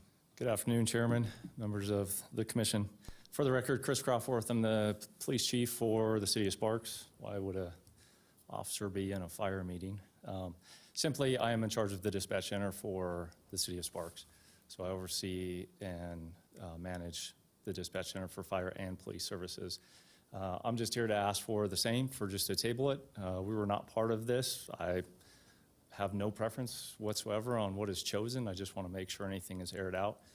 My concerns is there is a lag right now with our communications with REMSA. I truly believe that can be worked out. I just want the time to make sure that happens and that it is not assumed that dispatchers within my city will take the burden of that work. So working together, we can make that happen. I have no concerns whatsoever. Thank you for your time. I'll keep it short. Great. Thank you, Mr. Crawford. Mr. Tom Dunn?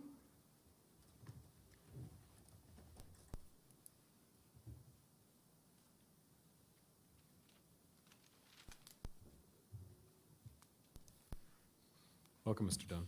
Good afternoon, Mr. Chairman and members of the Commission. For the record, Tom Dunn. I'm the District Vice President for the Professional Firefighters of Nevada, representing the City of Reno and Reno Airport firefighters. And today I'm speaking on behalf of all 3,000 members and 22 locals of the Professional Firefighters of Nevada.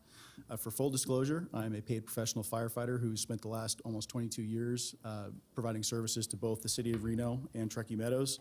And I'm also a resident of unincorporated Washoe County and the Truckee Meadows Fire Protection District. I'm glad that somebody brought up the history of talking about dispatch and everything, because that's one of the things I wanted to talk to you about today.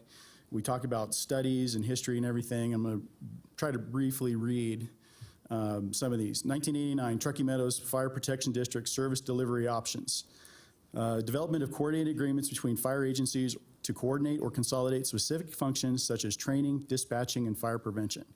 1993 Fiscal Equity Study, Fire Protection Services, Consolidation of Dispatch Operations, Consolidation Dispatch Operations Implementation of a region-wide 800 megahertz system. Both offer significant opportunities for improving future service delivery. Continuing on, 1994, City of Reno Fire Department and Emergency Services Report, Consolidate Emergency Dispatch Activities. 1999, Fire Station Location Master Plan. If dispatching is a function of any agency other than the subject fire agency, fire service managers are unlikely to have significant control over the dispatching protocols, equipment modernization, dispatching training, and other matters which may affect efficient dispatch of fire units. 2003, Sierra Forest Fire Protection District Study of Fire Service Alternatives. Talks about dispatch. 2005, Performance Audit of the Reno Fire Department.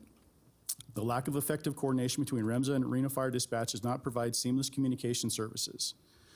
2009, Truckee Meadows Fire Protection District Standards of Cover. Talks about dispatch. 2009, Washoe County Fire-Based EMS Master Plan. Talks about dispatch. 2010, NIST Report on EMS Field Experiments. Talks about dispatch. 2011, Standards of Cover. Talks about dispatch. 2012 EMS Services System Report, the Tri-Data Study, talks about dispatch. 2009 CPSM Study, once again, talks about dispatch. So, prior to my professional career as a paid professional responder in Washoe County, we have had issues with dispatch. Today, we still continue to have issues with dispatch, and we are still talking about dispatch. Our recommendation is that you table this agenda item for today so you can get all of your partners, both your labor management partners as well as your regional response partners in the room to discuss this issue further. Thank you. Thank you, Mr. Dunn. We have no one else signed in. Thank you, Madam Clerk. We will close public comment and bring it back to the board. This time, I will allow for the board, we can have some more discussion if need be, or questions, or we can just move forward. So, Vice Chairman. Thank you, Mr. Chairman. You know, I respect everyone in this room. I've known some of you for more years than I want to admit to. And I completely understand. But regardless of whom we choose today, either moving to REMSA or with Reno, this is not going to solve regional dispatch. It's not, we need a third-party dispatch that Sparks can get on board, that Reno can get on board, that REMSA can get on board, and that Washoe County can get on board, Washoe County Sheriff's Office can get on board. All of the agencies would have to be on board with that single dispatch. This does not address that. Doesn't address that. This is still, and sadly the system is fractured with respect to a regional dispatch. So my question for staff, and I don't know whether Mr. Kagulas or Mr. Dow, maybe you can answer it, or Chief, are there any off-ramps for us here? What's the timeline? If we make the decision today, what happens?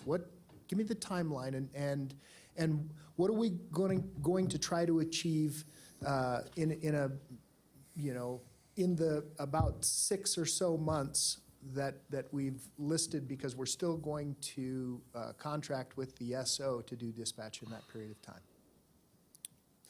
I'll attempt to answer your question. And so going forward, today is really looking for final direction from this board.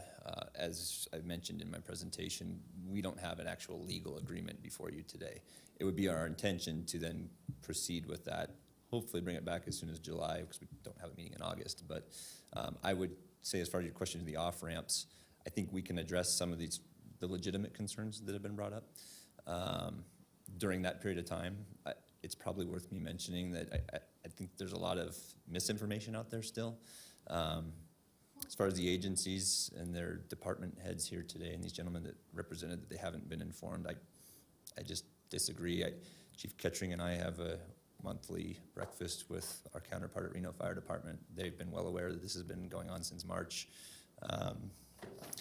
Same with City of Sparks. Yes, they didn't advise us until May 19th that they had concerns, but we presented to this board the first week of April that this was being contemplated, and I guarantee you the fire service is a small community in this area. Everybody's known what we've been looking at for quite some time. So Again, notwithstanding that, are there any off-ramps? well, I think the first off-ramp is that if there's concern we haven't addressed prior to us bringing back that final agreement to you, we can change that then. Once we're making the transition to REMSA, we don't pull the trigger until everybody, including this board and our regional partners, are satisfied Okay, that we've checked the boxes. That's the answer to my question. Thank you. Thank you, Mr. Chair. Commissioner Hill. Thank you, Mr. Chairman, and I really appreciate the Vice Chairman's questions because I think that it feels like we're jumping off a cliff and not involving our regional partners, and it sounds like we still have time to include them and work with them. I think that that's really important. I appreciate the history of this board, and I do think that the opportunity to work regionally is still there, and I'm really excited about that potential. I will say I had some concerns in that we were never sent the Reno offer. I think that that should have been sent to this board. And I don't know where the coordination with Truckee Meadows Fire Association fell off, but they said there was coordination, but they're saying that there wasn't coordination. And I would just say on the sheriff costs, I don't know if, as this board operating as the Board of County Commissioners needs to discuss what that looks like, because apparently the costs were always there. They were always 1.3 million after talking to the sheriff, and we have been supplementing them. So I don't know why we aren't still supplementing them, and that's a discussion that I think the BCC needs to have. But knowing that there's some opportunity for us to work through this and work regionally, I'm more open to approving this agreement today. Thank you, Commissioner Hill. I'm going to give. You can sit down, Mr. Kagulas. I'm not going to ask you any questions. You can sit down. Okay, thank you. Thank you. I was being honest. I wholeheartedly support exactly what Commissioner Jung said previously in her statement. We have been dancing around this for quite some time, and I would say that I would own a lot of that reason that we are here today anyways. We have to make a substantive change because we added costs at the SO's office based upon an agreement with the city of Reno that no longer is in effect with the crime lab. We know this board that Commissioner Jung has pointed out has taken bold moves, and we will continue to take bold moves to separate and make sure that we pay for what we get. No more handshake deals, no more we'll get there, no more of this. We're going to either do it or we're not going to do it. So we thrust these individuals, and I want to commend Mr. Kagulas and Mr. Abbott for sitting down and having a very, very forced conversation based upon a situation that was thrust upon them in a budget season. And so now we have to answer that. And with that, this board has now taken this up, and as Commissioner Hill just pointed out, this is hopefully not an end. For those of you up there that sit up there and say, well, this is an end, if this happens, this is an end, that's really when regionalization breaks down. What you should be saying is that, well, they're trying something, and they're moving forward with something. And if it doesn't work, then we'll fix it. Commissioner Jung reminds me all the time, if it doesn't work, we'll fix it. It's policy. That's what we do. And to the individuals in public comment that made the statements that the front line and staff that don't approve or don't feel that this is necessary, I can respect that. But the problem is that I don't ever go to the frontline staff and tell them how to fight fire. Never have, never will. It's not my job. My job, however, though, is to evaluate budgets, write policy, and make the best decision necessary for the almost 100,000 people that live in my district. And every other commissioner up on this board does the same thing every time we sit at this board. So, with that being said, I feel just as confident as Commissioner Jung, and Commissioner Vice Chair Hartung, and Commissioner Hill. This is a smart move, and that we are doing what's right for right now. Now, this may not be the best thing in the near future, but we'll figure that out.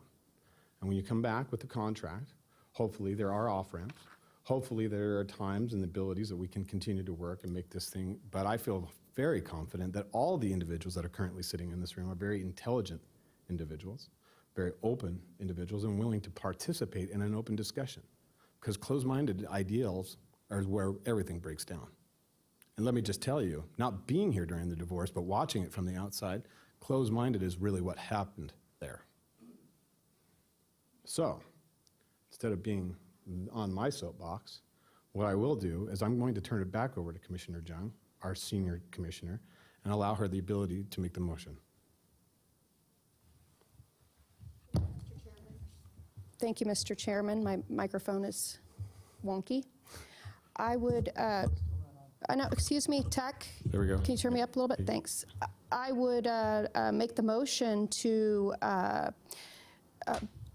accept a proposal to provide services for our district, including the initial upfront costs, with the caveat that there had better be off-ramps on this, because there is doom and gloom in the air, so make sure that you thought of every contingency in the universe, and that we move forward with this agreement, and that this contract will commence no later than January 1st, 2022.